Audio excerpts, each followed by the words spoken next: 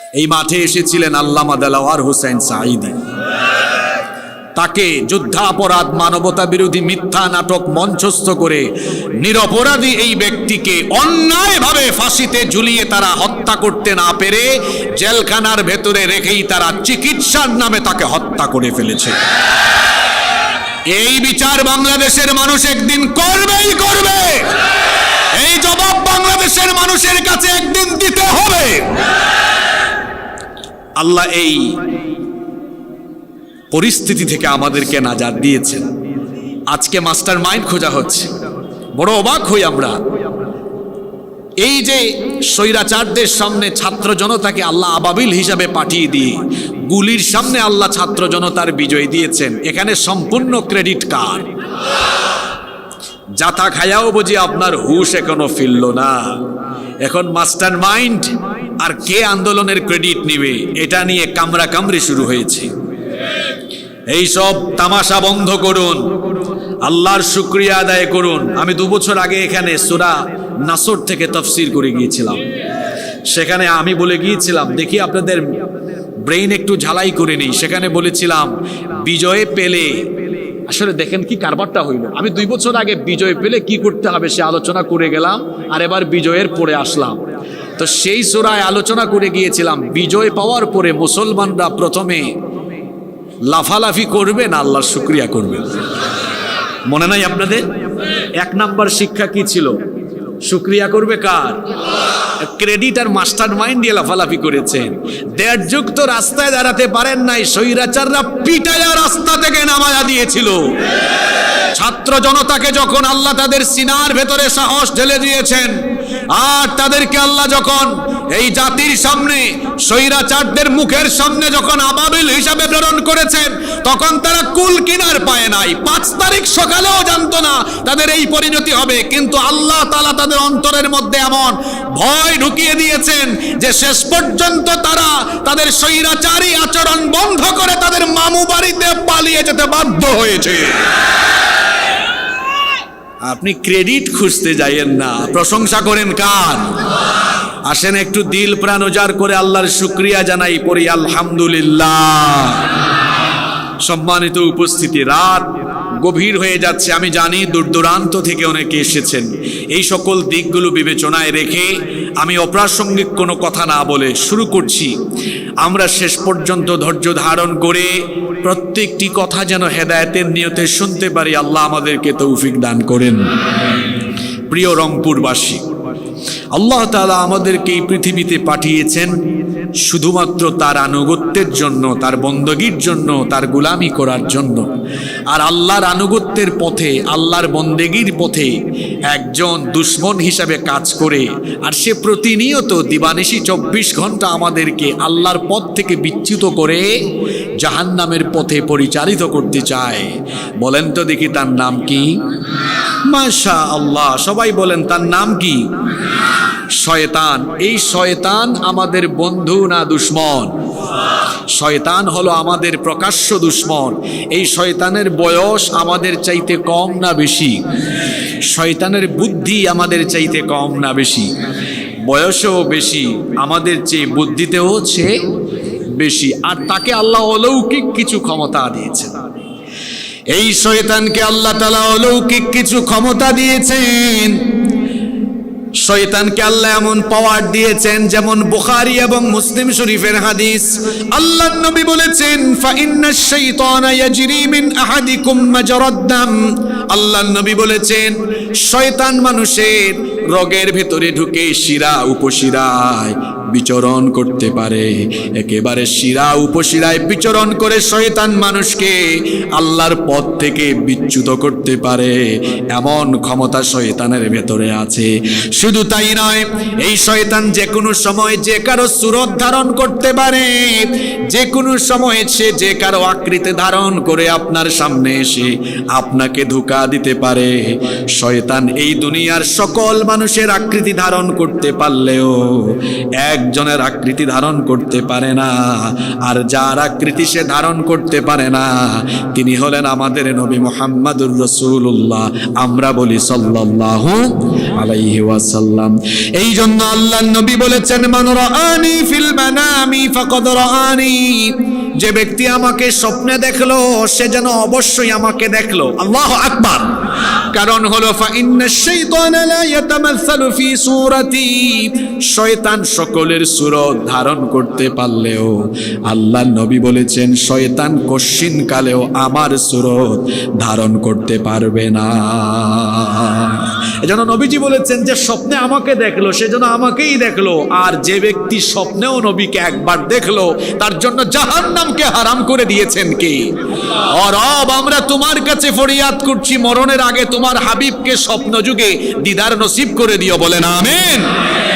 শয়তান মানুষের সূরত ধারণ করতে পারে, আপনার রগের ভেতরে ঢুকতে পারে, শিরায় শিরায় বিচরণ করে আপনাকে ধোঁকা দিতে পারে। আর আপনাকে ধোঁকা দেওয়া, এটা হচ্ছে আল্লাহর সাথে শয়তানের চ্যালেঞ্জ, আল্লাহর সাথে শয়তানের ওয়াদা। বান্দার ব্যাপারে আল্লাহরও ওয়াদা আছে, বান্দার ব্যাপারে শয়তানেরও ওয়াদা আছে। আপনারা শুনতেছেন তো আমার কথা? আমাদের ব্যাপারে আল্লাহরও একটা ওয়াদা আছে, আমাদের ব্যাপারে শয়তানেরও একটা ওয়াদা আছে। আমাদের ব্যাপারে আল্লাহর ওয়াদা কি? আমাদের ব্যাপারে আল্লাহর ওয়াদা হচ্ছে আমাদেরকে যে উদ্দেশ্যে সৃষ্টি করা হয়েছে সেই উদ্দেশ্য পালন করতে আমরা যদি সক্ষম হই আল্লাহ আমাদেরকে জান্নাত দান করবেন। সুবহানাল্লাহ। আপনারা শুধু জান্নাত নাম শুনলেন আর সুবহানাল্লাহ বললেন, কিন্তু এটার যে টাইপ কেমন হবে, এটা যে ভেরিয়েশন কেমন হবে আপনি জানেন না। কোন জান্নাত আল্লাহ আপনার জন্য রেখেছেন, যে জান্নাতের বিশালতা, একেবারে লোয়ার ক্লাসের জান্নাতি যিনি হবেন তার জন্য আল্লাহ তাআলা এই পৃথিবীর মতো 10টা পৃথিবীর সমান জান্নাত রেখে দিয়েছেন। আপনারা এখনো খুশি হইতে পারেন নাই? জান্নাতের বিল্ডিং গুলো কেমন? দুনিয়ার বিল্ডিং এর মতো? আল্লাহর নবী বলেছেন, লিবনাতুম মিন যাহাবিন ওয়া লিবনাতুম মিন ফিদ্দা ওয়া মালাতুহাল মিসকুল আযফার ওয়া হাসবাউহাল লুলু ওয়াল ইয়াকুত ওয়া তুরবাতুহাজ জাফরান। আল্লাহর নবী বলেছেন জান্নাতের বালাখানা, এর প্রাসাদের বিল্ডিং যে নির্মাণ করা হয়েছে স্বর্ণ আর রৌপ্যের ইটের গাঁথুনি দিয়ে তা নির্মাণ করা হয়েছে। বালুগুলো কেমন? মিশকের সুগন্ধি যুক্ত, পাথর হলো ইয়াকুতের তৈরি, ইয়াকুত পাথরের পাথর, ইয়াকুতের পাথর দিয়ে এই বিল্ডিং নির্মাণ করা হয়েছে। আর মেঝে ফ্লোর ইটালিয়ান কোনো টাইলস নয়, ওয়া তুরবাতুহাজ জাফরান, জাফরান দিয়ে এর ফ্লোরকে প্রস্তুত করা হয়েছে। এটা কোন জান্নাত? এটা সেই জান্নাত আল্লাহ বলেছেন, আ'দাতু লিইবাদিয়াস সালিহিন মা লা আইনুন রাআত মা লা আইনুন রাআত ওয়ালা উযুনুন সামিআত ওয়ালা খাতরা আলা কলবি বাশার। বান্দা শোনো, এমন জান্নাত রেখেছি, তুমি সুইজারল্যান্ডের সৌন্দর্য দেখেছো, কক্সবাজারে সাগরের সৌন্দর্য দেখেছো, তুমি পাহাড়ের সৌন্দর্য দেখেছো, তুমি আল্লাহর বহু সৃষ্টির সৌন্দর্য দেখেছো, কিন্তু জান্নাতের সৌন্দর্য কেমন হবে দুনিয়ার একজন মানুষ তার চোখের কল্পনায়ও আনতে পারে নাই। নয়নাভিরাম সৌন্দর্য যা পৃথিবীর কোনো চক্ষু দেখেনি, এই নেয়ামতের কথা পৃথিবীর কান শুনেনি, এই জান্নাত কেমন হবে পৃথিবীর কোনো ব্যক্তির অন্তঃকরণ তা উপলব্ধি করতে পারেনি। এখানে আল্লাহ এত নেয়ামত রেখেছেন। রেস্টুরেন্টে যাবেন আপনি, ঢাকায় রেডিসনে যাবেন, শেরাটনে যাবেন, ইন্টারকন্টিনেন্টালে যাবেন, খাবার অর্ডার করবেন, আসতে লেট হবে। আর জান্নাতি ব্যক্তি জান্নাতে বসে ইচ্ছে পোষণ করবে, এটা খাওয়ার মন চাচ্ছে, চাওয়া মাত্রই তার সামনে সে খাবার দাবার পরিবেশন হয়ে যাবে। জান্নাতি ব্যক্তির সামনে হরেক রকমের খাবার দাবার থাকবে, বিভিন্ন ধরনের ফলমূল। এটাকে আপনারা দুনিয়ার ফলের মতো মিলাতে যায়েন না। দুনিয়ার ফলের মধ্যে আল্লাহ এক রকমের স্বাদ দিয়েছেন। আল্লাহর হাবিব বলেছেন বেহেশতের প্রত্যেকটা ফলের ভেতরে আল্লাহ 70 রকমের স্বাদ দিয়েছেন। এই জান্নাতে বাজার আছে, বিনোদনের সব ব্যবস্থা আছে, এক একজন হুর জান্নাতের এত সুন্দর। এই হুরগুলো কেমন? যাদের সাথে আল্লাহ আপনাদের বিবাহের ব্যবস্থা করবেন। লাম ইয়াতমিসহুন্না ইনসুন ক্বাবলাহুম ওয়ালা জান, যাদেরকে ইতিপূর্বে কোনো জিন বা মানুষ টাচ করতে পারেনি, এমন ইনটেক হুর আল্লাহ জান্নাতীদের জন্য রেখেছেন। সুবহানাল্লাহ। এদের সৌন্দর্য কেমন? এই যুবক তরুণ ভাইয়েরা তো দুনিয়ার জরিনা সকিনা দেখলে এক দুস্থ আরেক দুস্থরে কয়, দুস্থ কি যে দেখলাম, মাথা খারাপ। আর জান্নাতের এক একটা হুর আল্লাহ বলেছেন কামসালিল লুলুল মাকনুন, আল্লাহ বলেছেন এ যেন ঝিনুকের মধ্যে মুক্তা যেমন লুকিয়ে থাকে, তাদের সৌন্দর্যও যেন এরকম আড়াল হয়ে আছে। সুবহানাল্লাহ।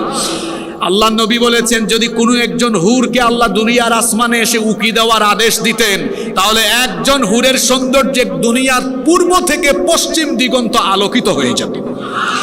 এদের সাথে এত সুগন্ধ, আল্লাহ নবী বলেছেন জান্নাতের একজন হুর যদি তার আঁচল একটু নাড়া দিত, দুনিয়ার আসমানের দিকে একটু নাড়া দিত, তাহলে তাদের আঁচলের সুগন্ধে গোটা দুনিয়া ভরপুর হয়ে যেত।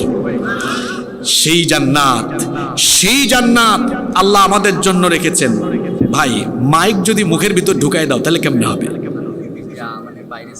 তো বাইরে সাউন্ড না গেলে আমি কি করবো এখন বলে দাও ভাই? মাইকটা কেন দেয়?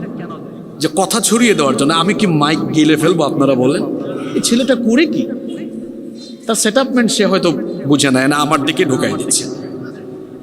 কষ্ট পাচ্ছেন আপনারা? আমি কোথায় ছিলাম? আমাদের ব্যাপারে আল্লাহর কি আছে ভুলে গেছেন তো আপনারা? আমাদের ব্যাপারে আল্লাহর ওয়াদা আছে, আবার আমাদের ব্যাপারে শয়তানেরও কি আছে? শয়তানের ওয়াদা কি? শয়তানের ওয়াদা হচ্ছে আমাদেরকে সে জাহান্নামে নিয়ে যাবে। এটা কার ওয়াদা? জোরে বলেন কার ওয়াদা? এই ওয়াদা সে কখন করেছিল শোনেন। রব্বুল আলামিন আমাদের সকলের বাবা সাইয়্যিদিনা আদম আলাইহিস সালামকে তার নিজের কুদরতি হাতে বানালেন। এরপরে আল্লাহ তাআলা তাকে ফেরেশতাদের সামনে এনে ফেরেশতাদেরকে আদেশ করলেন সবাই আদমকে সাজদা দাও। সবাই আদমকে সাজদা দিল, ইল্লা ইবলিস। একজন শুধু সাজদা দিল না, তার নাম হলো মিস্টার ইবলিস। আল্লাহ তাকে বললেন কিরে ইবলিস, সবাই তো সাজদা দিল, তুই কেন সাজদা দিলি না? ইবলিস তখন বলল ক্বালা আসজুদু লিমান খালাকতা তিনা। সে তখন বলল তুমি যাকে কাদা মাটি থেকে বানিয়েছো আমি কি তাকে সাজদা দিব নাকি? ইবলিস আরো বলেছিল, ইবলিসের কথা রব্বুল আলামিন কোরআনে কারীমের 38 নম্বর সূরা সূরাতুস সাদের 76 নম্বর আয়াত থেকে তুলে দিলেন।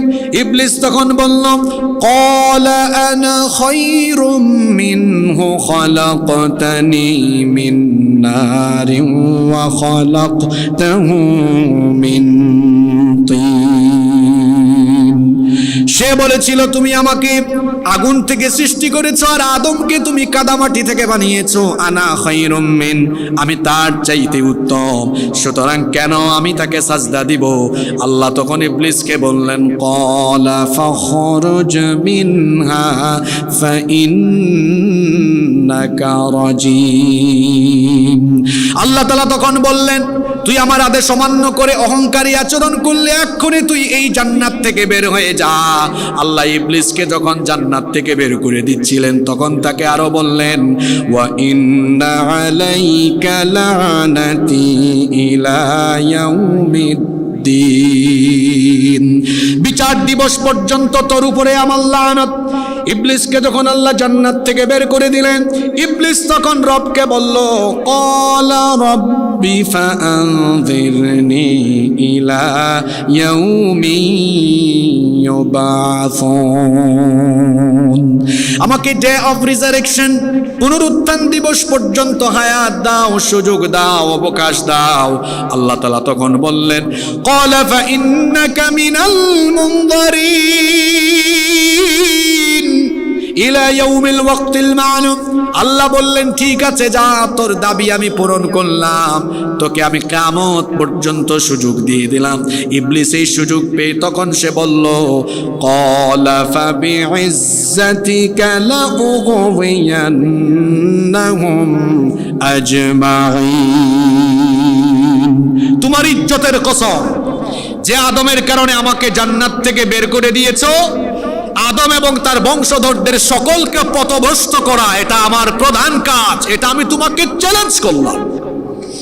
কিভাবে সে আদম এবং তার বংশধরদেরকে ধোঁকা দিবে সে আরো বর্ণনা দিল বিস্তারিত ভাবে আল্লাহ তাআলা কোরআনে কারীমের 7 নম্বর সূরা সূরাতুল আরাফের 16 নম্বর আয়াত থেকে বলছেন, ক্বালা ফাবিমা আগাওয়াইতানি লা aqudanna lahum siratakal mustaqim thumma la'atiyannahum min bayni aydihim wa min khalfihim wa an aymanihim wa an shamailihim wa la tajidu aktharahum শাকিরিন। সে তখন বলল, আমি এই আদম এবং তার বংশধরদেরকে সামন দিক থেকে, পিছন দিক থেকে, ডান দিক থেকে, বাম দিক থেকে, চতুর্দিক থেকে আমার সর্বনাশী প্রতারণার জাল বিস্তার করে এদেরকে জাহান্নামমুখী করব। এটা হচ্ছে আমাদের ব্যাপারে আল্লাহর সাথে শয়তানের, জোরে বলেন, শয়তানের ওয়াদা। শয়তান এই ওয়াদা বাস্তবায়নের লক্ষ্যে সে কি 24 ঘন্টা কাজ করে না বসে আছে? জোরে বলেন। আজকে এক্সক্লুসিভ কিছু কথা শুনবেন যা সচরাচর শুনেন না। আমি প্রতিটি মাহফিলে যাওয়ার আগে টেবিলে বসে কিছু পড়াশোনা করে মানুষের জন্য নেওয়ার কিছু চেষ্টা করি। হুদাই চিল্লা চিল্লি কইরা মাঠ কিছুক্ষণ গরম রাইখা, হ্যাঁ, এরপরে আপনাদেরকে ছেড়ে দিব এই উসিলায় বা এই উদ্দেশ্যে যারা এসছেন আপনারা চলে যেতে পারেন। আর যারা কষ্ট করে এসেছেন না, এখান থেকে আখিরাতের পাথেও নিয়ে যাব। এখান থেকে আমি কিছু মেসেজ নিয়ে যাব, দুনিয়া আখিরাতে ফায়দা হবে এমন কিছু কথা নিয়ে যাব। চুপচাপ বসে থাকেন, অনেক তথ্য আজকে পাবেন ইনশাআল্লাহ। তাহলে শয়তান ওয়াদা করেছে আমাদেরকে বিপদগামী করবে। মাহফিলেও বসে নাই, হুদাই খুচাখুচি করে আর কিছুক্ষণ পর পর মাহফিলের পরিবেশে গন্ডগোল লাগায়। দেখেন না, কিছুক্ষণ পর পর কিছু মানুষ এই জমিন থেকে উঠে, এই যে মাঠে বসেছেন আপনারা, এই মাঠ আজকে সাধারণ মাঠ নয়। আলী রাদিয়াল্লাহু আনহু বলেছেন, যেই মাঠে, যে মজলিসে ইলমের আলোচনা হয়, মাজালিসুল ইলম হিয়া রাউদাতুম মির রিয়াদিল জান্নাহ, যেই মজলিসে ইলমের আলোচনা হয় ওটা সাধারণ মজলিস না, ওই মজলিস জান্নাতের বাগানে পরিণত হয়ে যায়। তো জান্নাতের বাগান থেকে কি মুমিন বের হয়ে যেতে চায়? কথা বলেন, বের হয়ে যেতে চায়? চায় না। এজন্য আমরা আমলের নিয়তে বসবো পুরো ইনশাআল্লাহ। শয়তানের কাজ কি? শয়তান কি কি কাজ করে? আমাদের ব্যাপারে যে সে আল্লাহর সাথে চ্যালেঞ্জ করে আসলো, ওয়াদা করে আসলো যে এমন কাজ করবে যাতে করে আমরা জাহান্নামে যাই। কোন কোন কাজ সে করছে আজ আমরা সেগুলো জানবো ইনশাআল্লাহ। জেনে ফেললে আমরা সতর্ক হওয়ার সুযোগ আছে না? 1 নাম্বার শুরু হচ্ছে। 1 নাম্বার, শয়তানের 1 নাম্বার কাজ হলো আমাদেরকে ধোঁকা দেওয়া, ওয়াসওয়াসা দেওয়া। যারা পারেন নোট করে নিয়ে যান, কালকে ফেসবুকে দিবেন। গতকালকে আলোচনায় গিয়েছিলাম, এই পয়েন্টে আলোচনা শুনে আসছে শয়তানের কাজ কি কি। 1 নাম্বার, শয়তানের 1 নাম্বার কাজ হলো আমাদেরকে কি দেওয়া? জোরে বলেন, আল্লাযী ইউওয়াসউইসু ফি, এই সূরা তো মুখস্থ সূরা, বলেন আল্লাযী ইউওয়াসউইসু ফি সুদুরিন নাস, সে মানুষের অন্তরে ওয়াসওয়াসা দেয়। আর এই কাজ শুরু করেছে কোন দিন বলেন তো দেখি? মাশাআল্লাহ, আমার ভাই বলেছেন ওই কাজ শুরু করেছে আদম যখন দুনিয়াতে আসেন নাই, তখন থেকে তার এই কাজ শুরু হয়েছে। চিন্তা করেছেন এটা কি জাতের শয়তান? দুনিয়াতে আসার আগে ওই জান্নাত থেকে শুরু করেছে। আল্লাহ আদমকে বললেন, ইয়া আদম উসকুন আনতা ওয়া যাওজুকাল জান্নাতা ওয়া কুলা মিনহা, ও আদম তুমি আর তোমার স্ত্রী জান্নাতের ভেতরে আনন্দে বসবাস করো, খবরদার ওই গাছটার কাছে যেও না। কিন্তু শয়তান তো আর বসে নেই, শয়তান তার কার্যক্রম চালালো। ফাওয়াসওয়াসা লাহুমাশ শাইতান, শয়তান তাদের উভয়কে ধোঁকা দিল। শয়তান তাদের উভয়কে ধোঁকা দিয়ে জান্নাত থেকে বের করে দেওয়ার ব্যবস্থা করলো। শয়তান যেমন আমাদের আদি পিতা আদি মাতাকে ওয়াসওয়াসা দিয়ে জান্নাত থেকে বের করেছে, ঠিক তেমনি ভাবে দিবানিশি 24 ঘন্টা শয়তান আমাদেরকে ওয়াসওয়াসা দিয়ে জান্নাতমুখী কাজ থেকে বিরত রাখে। আল্লাহর কোরআনের আলোচনা যে হচ্ছে, এই কোরআন শুনলে সবচাইতে বেজার হয় কে? কোরআন শুনলে শয়তানের কত খারাপ লাগে শোনেন। ওই যে আল্লাহর নবী বলেছেন, ঘরের মধ্যে সূরা বাকারা তেলাওয়াত করো, যেই ঘরে সূরা বাকারার তেলাওয়াত হয় ওই ঘরে শয়তান থাকতে পারে না, শয়তান দৌড়ে দৌড়ে ওই ঘর থেকে পালিয়ে যায়। কোরআন শুনলে শয়তান পালায়। আপনারা এখান থেকে হঠাৎ করে এক দুইজন পালান কেন? গোপন গোপন কানেকশন আছে নাকি? কোরআন শুনলে পালায় কে? জোরে বলেন। আর কোরআন শুনলে যাদের অন্তরটা নরম হয়, কোরআন শুনলে যাদের দিল কেঁপে উঠে, তারা কে? তারা হলো মুমিন। ইন্নামাল মুমিনুনাল্লাযীনা ইযা যুকিরাল্লাহু ওয়াজিলাত কুলুবুহুম ওয়া ইযা তুলিয়াত আলাইহিম আয়াতুহু যাদাতুহুম ঈমানা ওয়া আলা রাব্বিহিম ইয়াতাওয়াক্কালুন। আল্লাহ তাআলা বলছেন নিশ্চয়ই মুমিন হলো তারা যাদের সামনে আল্লাহর স্মরণ হলে, আল্লাহর নাম উচ্চারিত হলে পরে তাদের দিল আল্লাহর ভয়ে কেঁপে ওঠে, এবং তাদের সামনে যখন আল্লাহর আয়াতগুলো তেলাওয়াত হয় তখন তাদের ঈমান আরো বেড়ে যায়। তাহলে কোরআন শুনলে মুমিনের কি বাড়ে?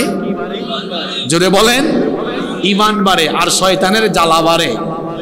কোরআন শুনলে মুমিনের কি বাড়ে? ঈমান বাড়ে। আর শয়তানের কি বাড়ে? আমরা আজকে এখান থেকে ঈমান বাড়িয়ে যাব। এত আস্তে ইনশাআল্লাহ বললেন? সবাই বলেন ইনশাআল্লাহ। তাহলে শয়তানের এক নম্বর কাজ হলো মানুষকে কি দেওয়া? জোরে বলেন কি দেওয়া? ধোঁকা দেওয়া। এটা হলো শয়তানের প্রধান কাজ। দুই নম্বর কাজ হলো শয়তান সব সময় মানুষকে খোঁচা দেয়। জোরে বলেন তো কি দেয়? আরো জোরে বলেন কি দেয়? খোঁচা বুঝেন তো আপনারা? এই খোঁচাটা আরম্ভ হয় কখন থেকে? এই খোঁচা আরম্ভ হয় জন্মের পর থেকে। খোঁচা আরম্ভ হয় তখন মানুষের জন্ম হয় যখন। বলেন তো দেখি, একটা বাচ্চা জন্মের পরে হাসে না কাঁদে? রংপুরে মনে হয় হাসে, তাই না? আচ্ছা, পিছনে কি আওয়াজ শোনা যায়? জি, আওয়াজ শোনা যায়। তাহলে বলেন দেখি, বাচ্চা জন্মের পরে হাসে না কাঁদে? কেন কাঁদে? ওই যে বললাম আজকে তথ্য পাবেন অনেক, নেন তো, এই যে তথ্য নেন। কেন বাচ্চা জন্মের পরেই কাঁদে? কারণ মিস্টার ইবলিশ এবং তার সাঙ্গ পাঙ্গ এসে গুতাগুতি করে, এই জন্য বাচ্চা কাঁদে।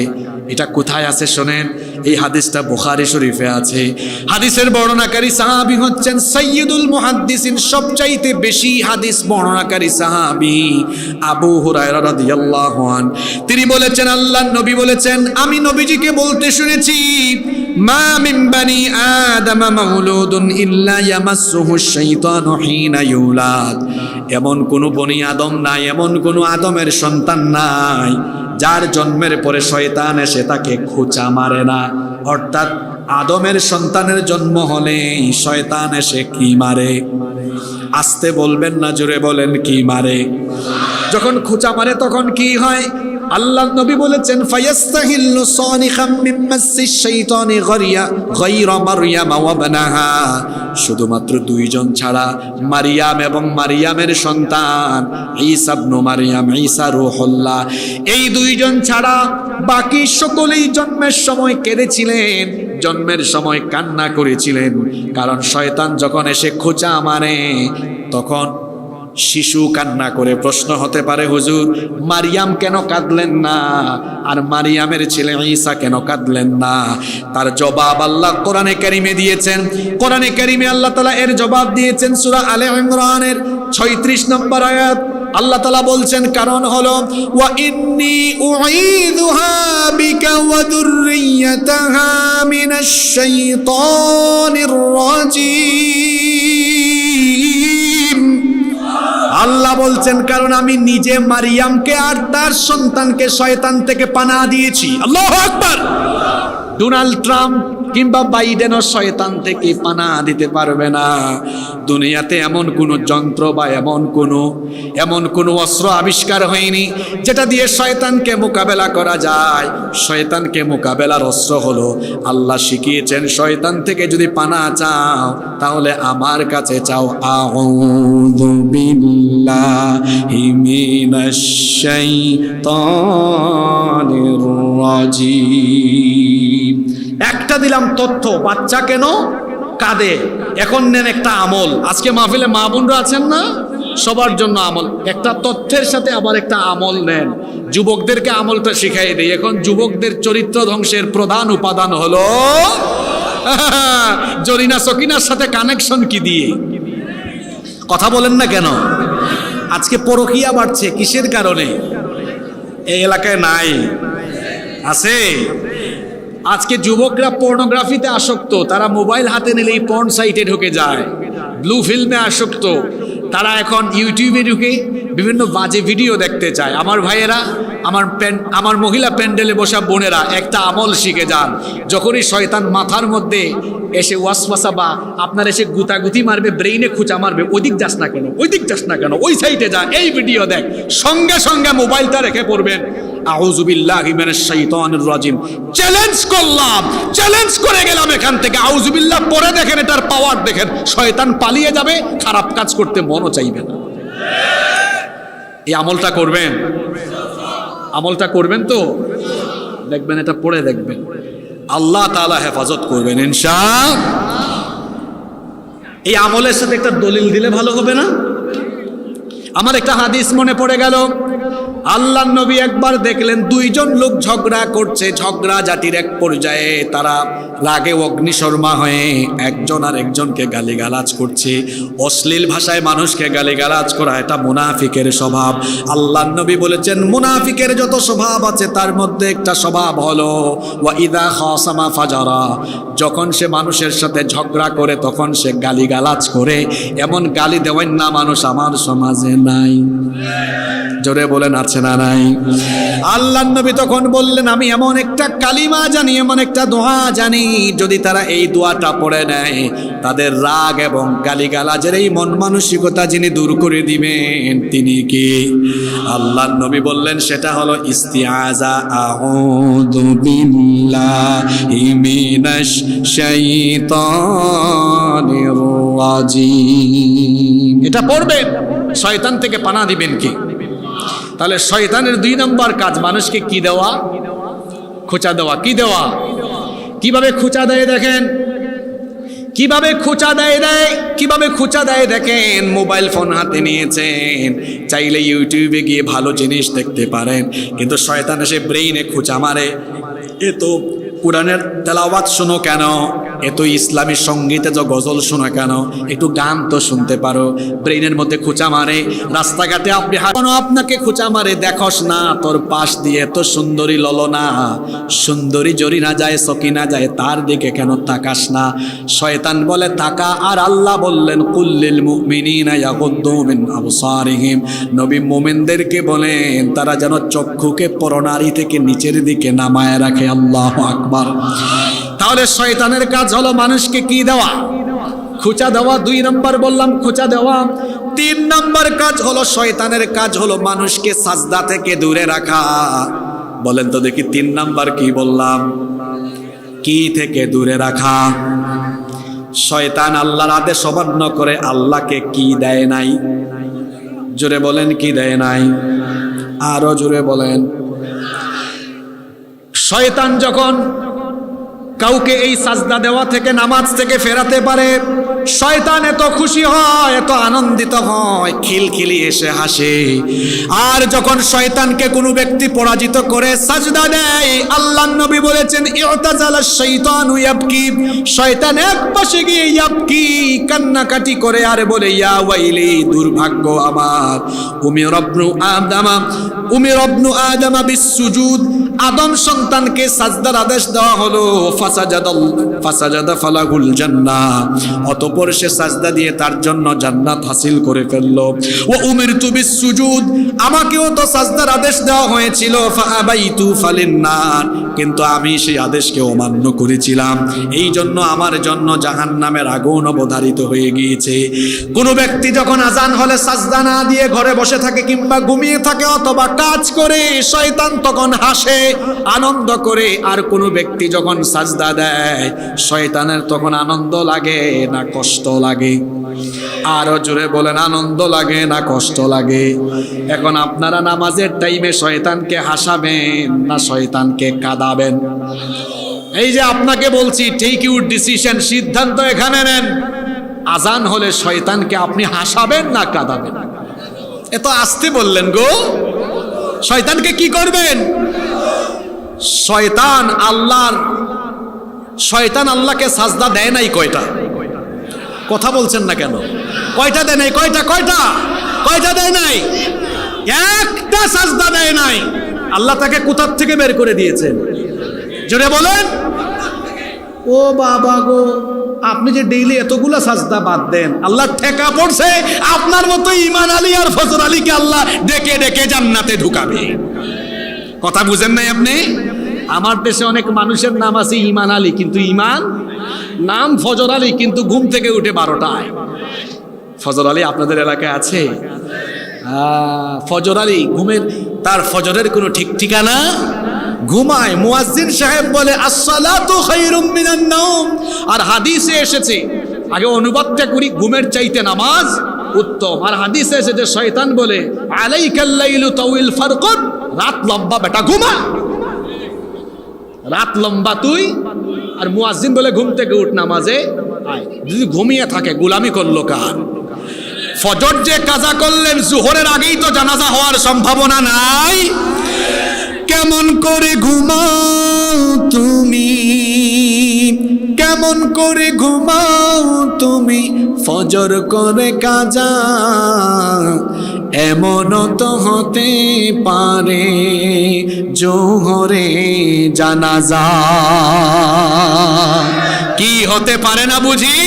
এখন যুবকরা বলছেন না হুজুর, আমি তো এখন young. Keep in your mind, there is no serial of death. মৃত্যুর কোনো সিরিয়াল নাই, এসেছেন পরে যেতে পারেন আগে। চোখেরই পলকে তুমি হতে পারো লাশ, চিরতরে বন্ধ হবে তোমারই নিঃশ্বাস, হবে তোমারই নাম মসজিদের মাইকে, বাড়িওয়ালা নাই রে, বাড়ি নাই রে দুনিয়াতে, বাড়িওয়ালা নাই রে, বাড়ি নাই রে দুনিয়াতে, বাড়িওয়ালা নাই রে, বাড়ি নাই রে দুনিয়াতে, বাড়িওয়ালা নাই রে, বাড়ি নাই রে দুনিয়াতে। বাড়ি থাকবে, বাড়িওয়ালা। আহা, শয়তানের কাজের কথা বলছি। শয়তান আমাদেরকে দিয়া সাজদা দেওয়াতে চায়। এই শয়তান আমাদেরকে নামাজ থেকে দূরে রাখতে চায়, আমাদেরকে নামাজ থেকে দূরে রাখা, এটা হলো শয়তানের অন্যতম কাজ। আল্লাহ তাআলা সেই কথা আমাদেরকে জানিয়ে দিচ্ছেন। কোরআনুল কারীমের 5 নম্বর সূরা সূরাতুল মাইদা এর 91 নম্বর আয়াতে আল্লাহ তাআলা বলছেন, ইন্নামা ইউরিদুশ শাইতানু আন ইউকিআ বাইনাকুমুল আদাওয়াতা ওয়াল বাগদাআ ফিল খামরি ওয়াল মাইসিরি ওয়া ইয়াসুদ্দাকুম আন যিকরিল্লাহি ওয়া আনিস সালাহ ফাহাল আনতুম মুনতাহুন। আল্লাহ তাআলা বলছেন, নিশ্চয়ই শয়তান চায় মদ এবং জুয়ার মাধ্যমে তোমাদের মধ্যে পারস্পরিক বিদ্বেষ এবং সংঘাত ঘটাতে। সে আরো চায় ওয়াসুদ্দাকুম আন যিকরিল্লাহি ওয়া আনিস সালাহ, আল্লাহর জিকির এবং সালাত থেকে, নামাজ থেকে আমাদেরকে দূরে রাখতে চায়। আমাদেরকে নামাজ থেকে ফেরানোর জন্য শয়তান একেবারে দিনের শুরুতেই প্রথম বেলায় ফজরের নামাজ থেকে তার অ্যাকশন আরম্ভ হয়। বলেন তো দেখি, আল্লাহ তাআলা দৈনিক নামাজ দিয়েছেন কয় ওয়াক্ত? জোরে বলেন, কয় ওয়াক্ত? দিনের শুরুতে প্রথম নামাজ, সেই নামাজ কোন ওয়াক্তের নামাজ? এই ফজরের নামাজ যেন শয়তান ছাড়াতে পারে, ফজরের নামাজের কমপক্ষে 7 ঘন্টা 8 ঘন্টা আগে শয়তান প্রস্তুতি আরম্ভ করে। কথা বুঝে থাকলে বলেন তো দেখি, আমাদেরকে ফজর কাজা করানোর জন্য শয়তান কয়েক মিনিট আগে না কয়েক ঘন্টা আগে প্রস্তুতি নেয়? জোরে বলেন, কয়েক ঘন্টা আগে কিভাবে প্রস্তুতি নেয় এবার শুনেন। বুখারী শরীফের হাদিস, এই হাদিসটি মুসলিম শরীফেও এসেছে। এই হাদিসটিও বর্ণনা করেছেন আবু হুরায়রা রাদিয়াল্লাহু আনহু। তিনি বলেছেন, আল্লাহর নবী বলেছেন, ইয়াকিদুশ শাইতানু আলা কাফিয়াতি রাসি আহাদিকুম ইদা হুয়া নামা সালাসু কাদ। আল্লাহর নবী বলেছেন, রাতের বেলা যখন কোনো মানুষ ঘুমায়, শয়তান তখন তার মাথার পিছন দিকে, ঘাড়ের দিকে 3টা গিরা লাগায়। জোরে বলেন, কয়টা গিরা? আপনারা রংপুরে গিরা বলেন না গিট্টো বলেন? হ্যাঁ, গিটু লাগায়। গিটু না, মাখরাজ ঠিক আছে। 3টা গিটু লাগায়। কয়টা গিটু? প্রত্যেকটা গিটুর মধ্যে শয়তান এসে মন্ত্র পড়ে ফু দেয় আর বলে, আলাইকাল লাইলু তাওয়িল, তোর জন্য রাত অনেক লম্বা, ফারকুত, তুই আরাম করে ঘুমা। কিন্তু ফজরের আজান শোনার পরে ফা ইনস্তাইকাযা ফাযাকারাল্লাহ, আল্লাহর যে বান্দা আজান শুনেই আল্লাহর নাম স্মরণ করে ঘুম থেকে উঠে যায়, আল্লাহর নবী বলেছেন শয়তানের লাগানো 1 নাম্বার গিটু ছুটে যায়। কয়টা ছুটলো? বাকি আছে। কিভাবে এবার সেগুলো ছুটে যায় শুনেন। আল্লাহর নবী বলেছেন, ফাইন তাওয়াদ্দা ইন হাল্লাত কদা, যখন এবার আল্লাহর বান্দা বিছানা থেকে উঠে ওযু করতে যায়, ওযু যখন করে ফেলে, শয়তানের লাগানো 2 নাম্বার গিটু তখন ছুটে যায়। বাকি আছে কয়টা? এরপরে কি হয় শুনেন। আল্লাহর নবী বলেছেন, ফাইন সাল্লা ইন হাল্লাত কদা, এরপরে বান্দা যখন নামাজে দাঁড়িয়ে যায়, শয়তান ব্যর্থ হয়, কানতে কানতে তখন চলে যায়, আর শয়তানের লাগানো 3 নাম্বার গিরো তখন ছুটে যায়। আল্লাহর নবী বলেছেন, ফাসবাহা নাশীতান তাইয়িবান নাফস, এইভাবে করে যে ব্যক্তি ফজরে আল্লাহকে সাজদা দিয়ে দিন আরম্ভ করলো, সেই ব্যক্তি পবিত্র অন্তর নিয়ে আর খুশি মনে দিন আরম্ভ করলো। ওয়া ইল্লা আসবাহা খাবিসান নাফসি কাসলান, যে ব্যক্তি ফজর কাজা করে দিয়ে শয়তানকে খুশি করলো, অপবিত্র অন্তর আর অলসভাবে সে দিন আরম্ভ করলো। এখন বলেন দেখি, আমাদের ফজর শুরু হবে আল্লাহর গোলামি দিয়ে না শয়তানের গোলামি দিয়ে? কিন্তু আপনারা তো বললেন, কিন্তু সকালবেলা দেখা যাবে মিস্টার ফজর আলীর ফজর। আমার জাতীয় কবি বলছেন, ঘুমাইয়া কাজা করেছ ফজর, তখনও জাগনি যখন জোহর, হেলায় খেলায় কেটেছে আসর, মাগরিবেরই শুনিয়া যান, এখনো জামাতে হওরে শামিল, এখনো এর সাথে আছে স্থান, বাজিছে দামামা বাদরে আমামা, শির উঁচু করে মুসলমান, দাওয়াত এসেছে নয়া জামানার, ভাঙা কেল্লায় ওরে নিশান। কবির কথাগুলো কত চমৎকার। আমি জাতীয় কবিকে বড় মহব্বত করি। লোকটা কি পরিমাণ নামাজ পড়তেন আমি জানি না, কিন্তু রসুল প্রেম ছিল।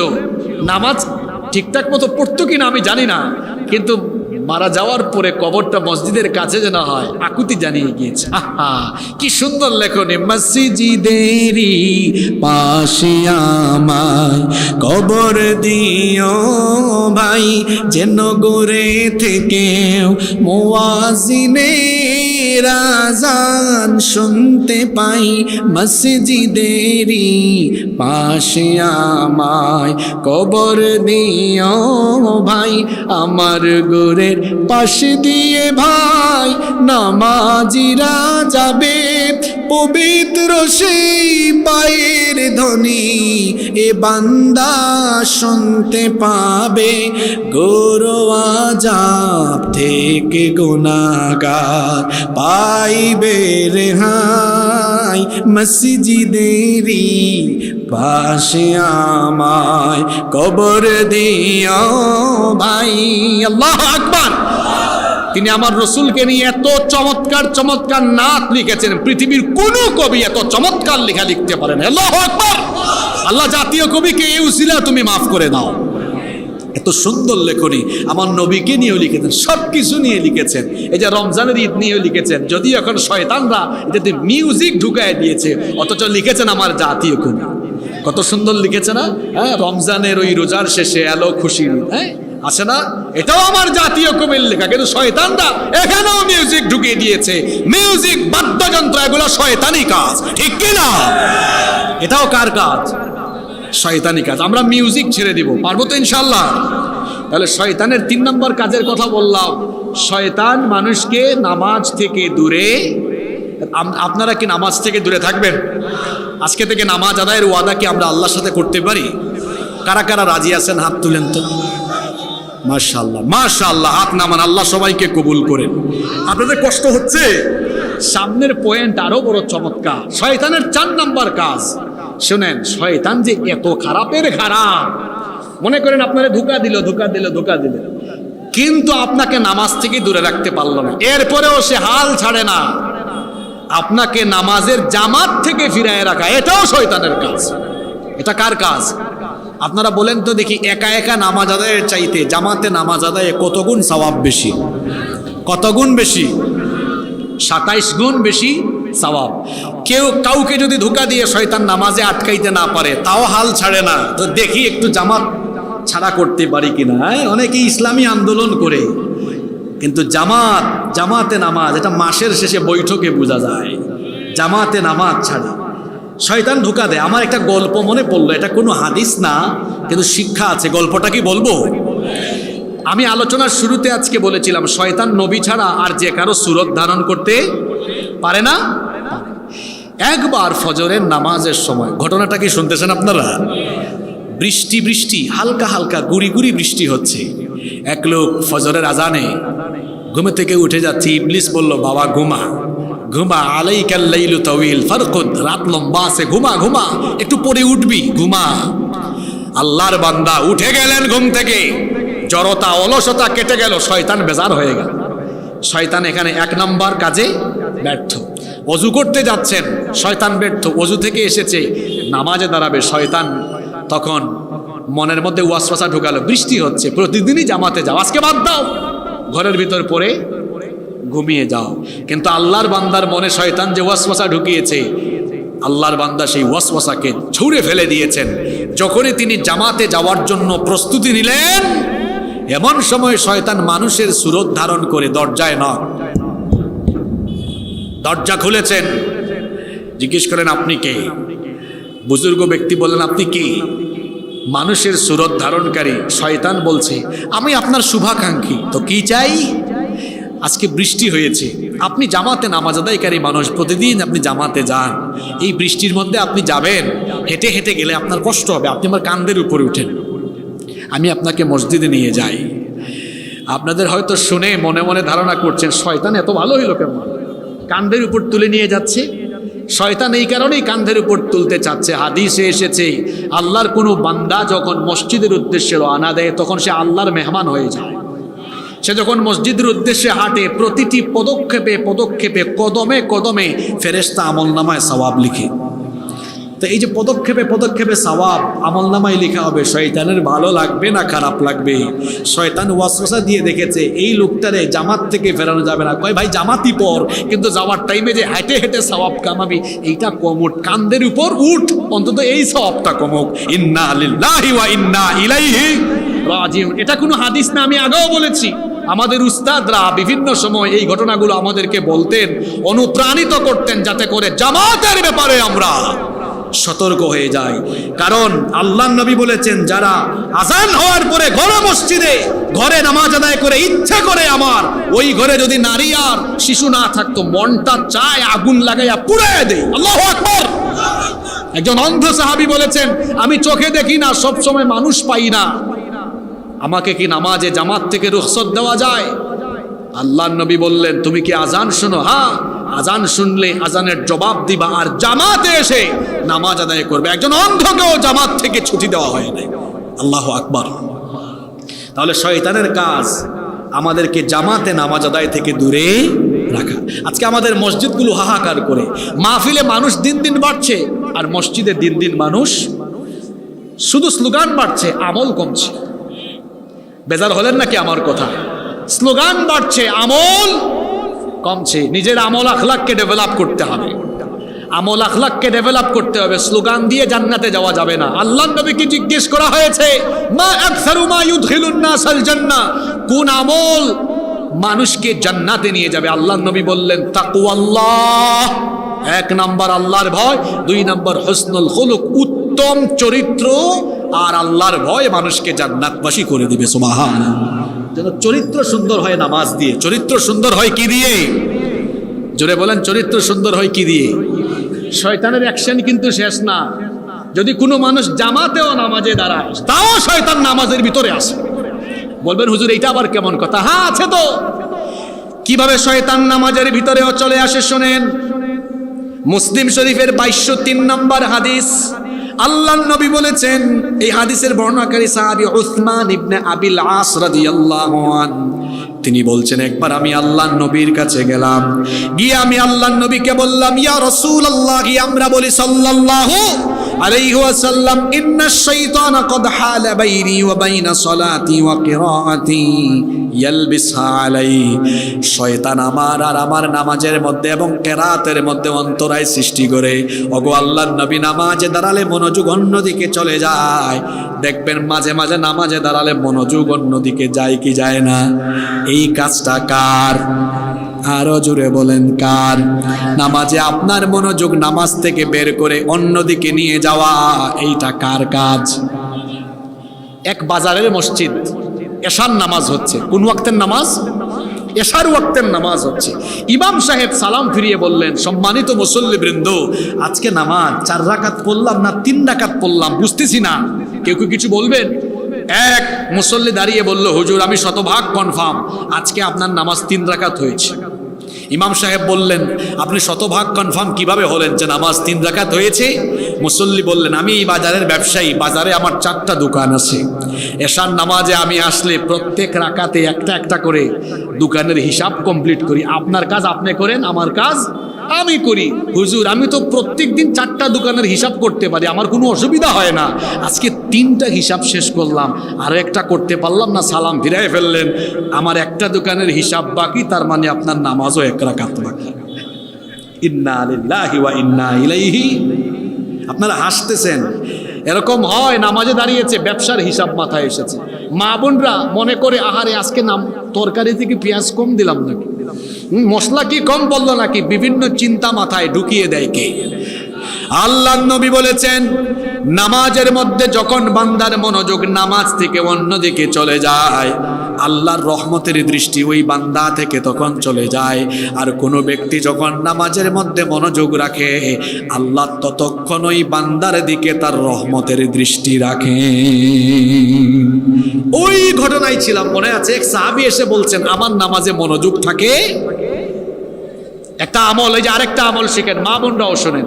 যদি নামাজে অন্যদিকে মনোযোগ চলে যায়, সাহাবী বললেন, নামাজে মনোযোগ অন্যদিকে চলে যায়, আল্লাহর নবী বললেন, যাকা শাইতান, এটা শয়তানের কাজ। ইউকালু লাহু খিনজাব, এটাকে খিনজাব বলা হয়। ফাইদা আহসাসতাহু ফাতাআওয়াদ বিল্লাহি মিনহু ওয়াতফিল আলা ইয়াসারিকা সালাসা।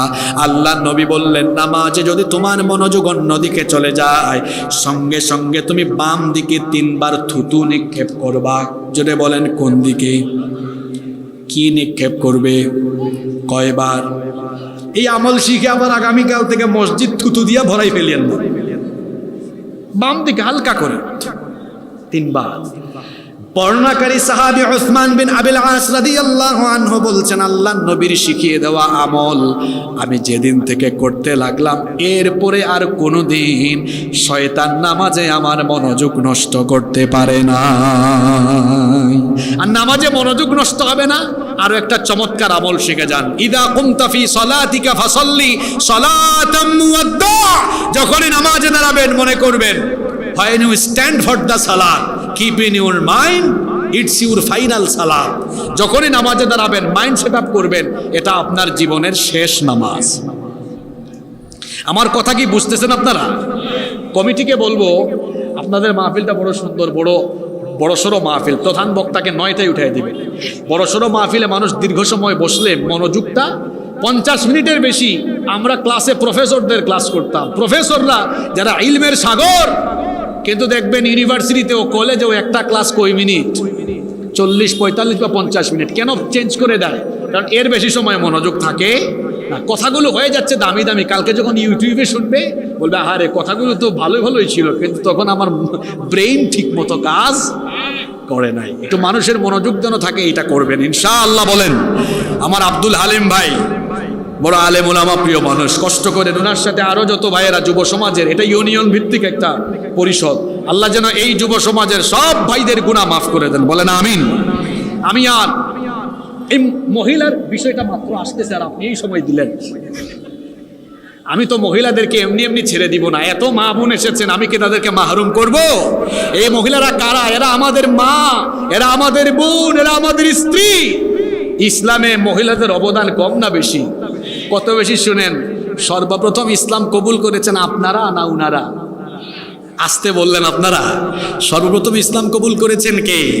সর্বপ্রথম ইসলামের জন্য শহীদ হয়েছেন পুরুষ না নারী? মক্কার একটা সভ্যতা গড়ে উঠেছে একজন নারীকে কেন্দ্র করে। ইসমাইল আলাইহিস সালামের মা হাজেরা আলাইহিস সালাম, ওই যে ইব্রাহিম নবী নিয়ে নির্বাসিত করে আসলেন, ইয়ামান থেকে জুরহাম গোত্র এসেছিল, এখানে এই হাজেরাকে কেন্দ্র করে মক্কায় একটি সভ্যতা, একটি সিভিলাইজেশন গড়ে উঠেছিল। আল্লাহু আকবার। তো নারীর অবদান ইসলামে কম না বেশি? নারীদের ব্যাপারে অনেক কথা আসতেছে সামনে। আমরা কি আর 15-20 মিনিট মনোযোগী থাকতে পারবো? শয়তানের কাজের কথা বলছিলাম। শয়তানের 5 নাম্বার কাজ হলো মানুষের মধ্যে ফিতনা লাগানো। মানুষের মধ্যে ফিতনা লাগানো, এটা কার কাজ? জোরে বলেন, কার কাজ? শয়তান মানুষের মধ্যে ফিতনা লাগানোর জন্য বাহিনী গঠন করেছে। শয়তান শুধু ইবলিস নয়, ইবলিসের বাহিরেও শয়তান মানুষের ভেতরে আছে। এই জন্য তো আল্লাহ সূরা নাসে বলেছেন মিনাল জিন্নাতি, মানুষের ভেতরেও শয়তান আছে। কি বলেন, মানুষের ভেতরে শয়তান নাই? মানুষের ভেতরেও শয়তান আছে। আপনারা দেখেন না, নাইট ক্লাব, বুট ক্লাব সব চালু, কনসার্ট চালু, কোরআনের মাহফিল বন্ধ করে দেয়। এটা কি শয়তান? ইবলিসের ঠেকা পড়ছে গো, ইবলিস হিসাব বন্ধ করবে। ইবলিস কিছু মানুষকে তার মুরিদ বানিয়েছে, এরা মানুষ রূপী শয়তান। কি শয়তান? চেহারা শুরুতে মানুষ, কিন্তু কাজ হলো কার? শয়তান কি শুধু এই জিন জাতির মধ্যে না, মানুষের মধ্যেও আছে? সূরা মনে করাই দিলাম, আল্লাযী ইউওয়াসউইসু ফি সুদুরিন নাস মিনাল জিন্নাতি।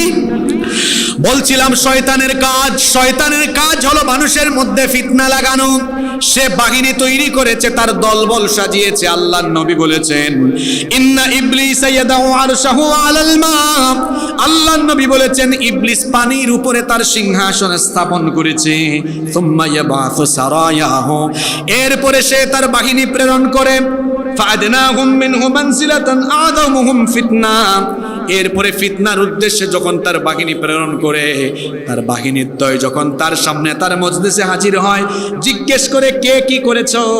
তখন তারা বলে ফাআলতু কাযা ওয়া কাযা, আমি এটা করেছি, আমি ওইটা করেছি। কেউ বলে আমি মানুষকে নামাজ থেকে দূরে সরিয়েছি, আরেকজন বলে আমি ওই ব্যক্তিকে মদ খাওয়াতে নিয়ে গিয়েছি, আরেকজন বলে আমি ওই ব্যক্তিকে জুয়ায় আসক্ত করতে নিয়ে গিয়েছি। শয়তান এগুলো শোনার পরে বলে মা সানাতা শাইআ, তুমি কিচ্ছু করো নাই, কোনো ক্রেডিট দেয় না। কি শুনতেছেন আপনারা? এদিকে তাকান, এদিকে তাকান। কিচ্ছা শোনাচ্ছি নাকি আপনাদেরকে? এখানে বেশ কিছু হাদিস পড়েছি যা জীবনেও হয়তো শুনেন নাই। মা সানাআত শাইআ, অন্যদিকে মনোযোগী হয়ে। এই আলোচনার ভেতরে কমপক্ষে 190+ কুরআন আর হাদিস আছে। কালকে ইউটিউব থেকে শুনে গুনে গুনে দেখবে কত রেফারেন্সের ভেতরে আছে। মা সানাআত শাইআ, তুমি কিচ্ছু করো নাই। ইবলিস কাকে বলতেছে? তার দলবল। হ্যাঁ, অমুক ভাইকে নামাজ থেকে দূরে রেখেছে, অমুককে মদ খাওয়াইছে, অমুককে জুয়া খেলাইছে। ইবলিস ক্রেডিট দেয় না, কয় তুই কিছুই করস নাই। এর মধ্যে একজন গিয়ে বলে সুম্মা ইয়াজিউ আহাদুহুম ফায়াকুলু মা তারাকতুহু হাত্তা ফাররাকতু বাইনাহু ওয়া বাইনা ইমরাআতিহি। একজন এসে বলে মাননীয় ইবলিস, আমি অমুক ব্যক্তিকে তার স্ত্রীর সাথে দাম্পত্য কলহ লাগাইয়া দিয়েছে। ইবলিস তখন বলে, এই তো তুমি কাজের কাজ করেছো, ফায়ুদনিহি মিনহু ওয়া ইয়াকুলু নি'মা আনতা, তুমি কাজের কাজ করেছো, আসো তোমার সাথে কুলাকুলি করি, আলিঙ্গন করি। তাহলে ইবলিস কোন ফিতনার কারণে বেশি খুশি হয়?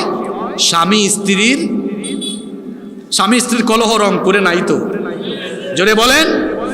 স্বামীর সাথে স্ত্রীর কলহ, স্ত্রীর সাথে স্বামীর কলহ। আমার ভাইয়েরা যারা বিবাহ শাদী করে ফেলেছেন, শোনেন, কখনো স্ত্রীর সাথে রাগ করে কথা বলবেন না, ধমক দিবেন না, স্ত্রীর সাথে খারাপ আচরণ করতে যাবেন না। স্ত্রীর সাথে খারাপ আচরণ করলে আপনারও ভেজাল লাগবে, চেহারা সুরত কিন্তু খারাপ হয়ে যাবে। কারণ যখন আপনি স্ত্রীর সাথে ভেজাল করবেন, তরকারির মধ্যে লবণ কম হবে, মশলাপাতি ঠিকঠাক মতো পড়বে না। আর বিবিকে খুশি রাখবেন, তাহলে দেখবেন চেহারা সুরত ভালো থাকবে, বিবি আদর করে ভালোবাসা দিয়ে খাওয়াবে। যদি টাকা থাকে, পয়সা থাকে, সম্পদ থাকে, ক্ষমতা থাকে, কিন্তু বিবির সাথে যদি ঝামেলা থাকে, কখনোই আপনি শান্তি পাবেন। টাকা পয়সা নাও থাকে, বিবির সাথে যদি সুন্দর সম্পর্ক থাকে, দেখবেন জান্নাতি একটা আনন্দ ঘরের মধ্যে পাবেন। যাদের বউ ভালো, এটা তারাই কেবল বলতে পারে।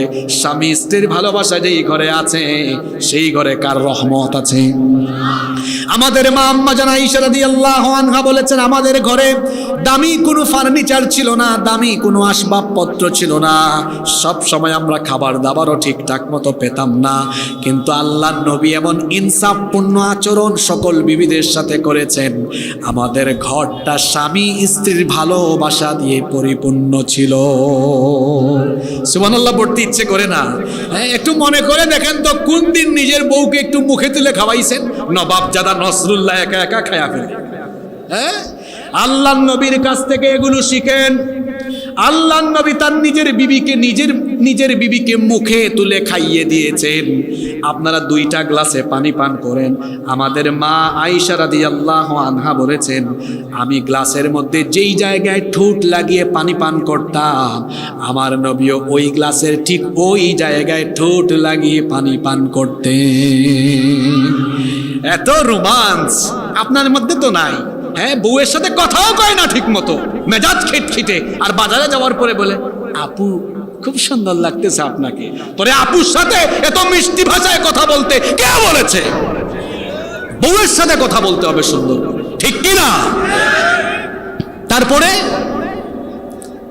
স্ত্রীর জন্য কোনো গিফটও নাই, স্ত্রীকে সময় দেয় না। অনেকে আছে সারাদিন বাইরে থাকে, আসার পরে বউকে ঠিকঠাক মতো সময়ও, এদের ঘরে ঝামেলা লাগে। এদের বউ পরকিয়া করে। যারা তাদের বউকে সব দিক থেকে স্যাটিসফাইড রাখতে পারে, বিবিকে সময় দেয়।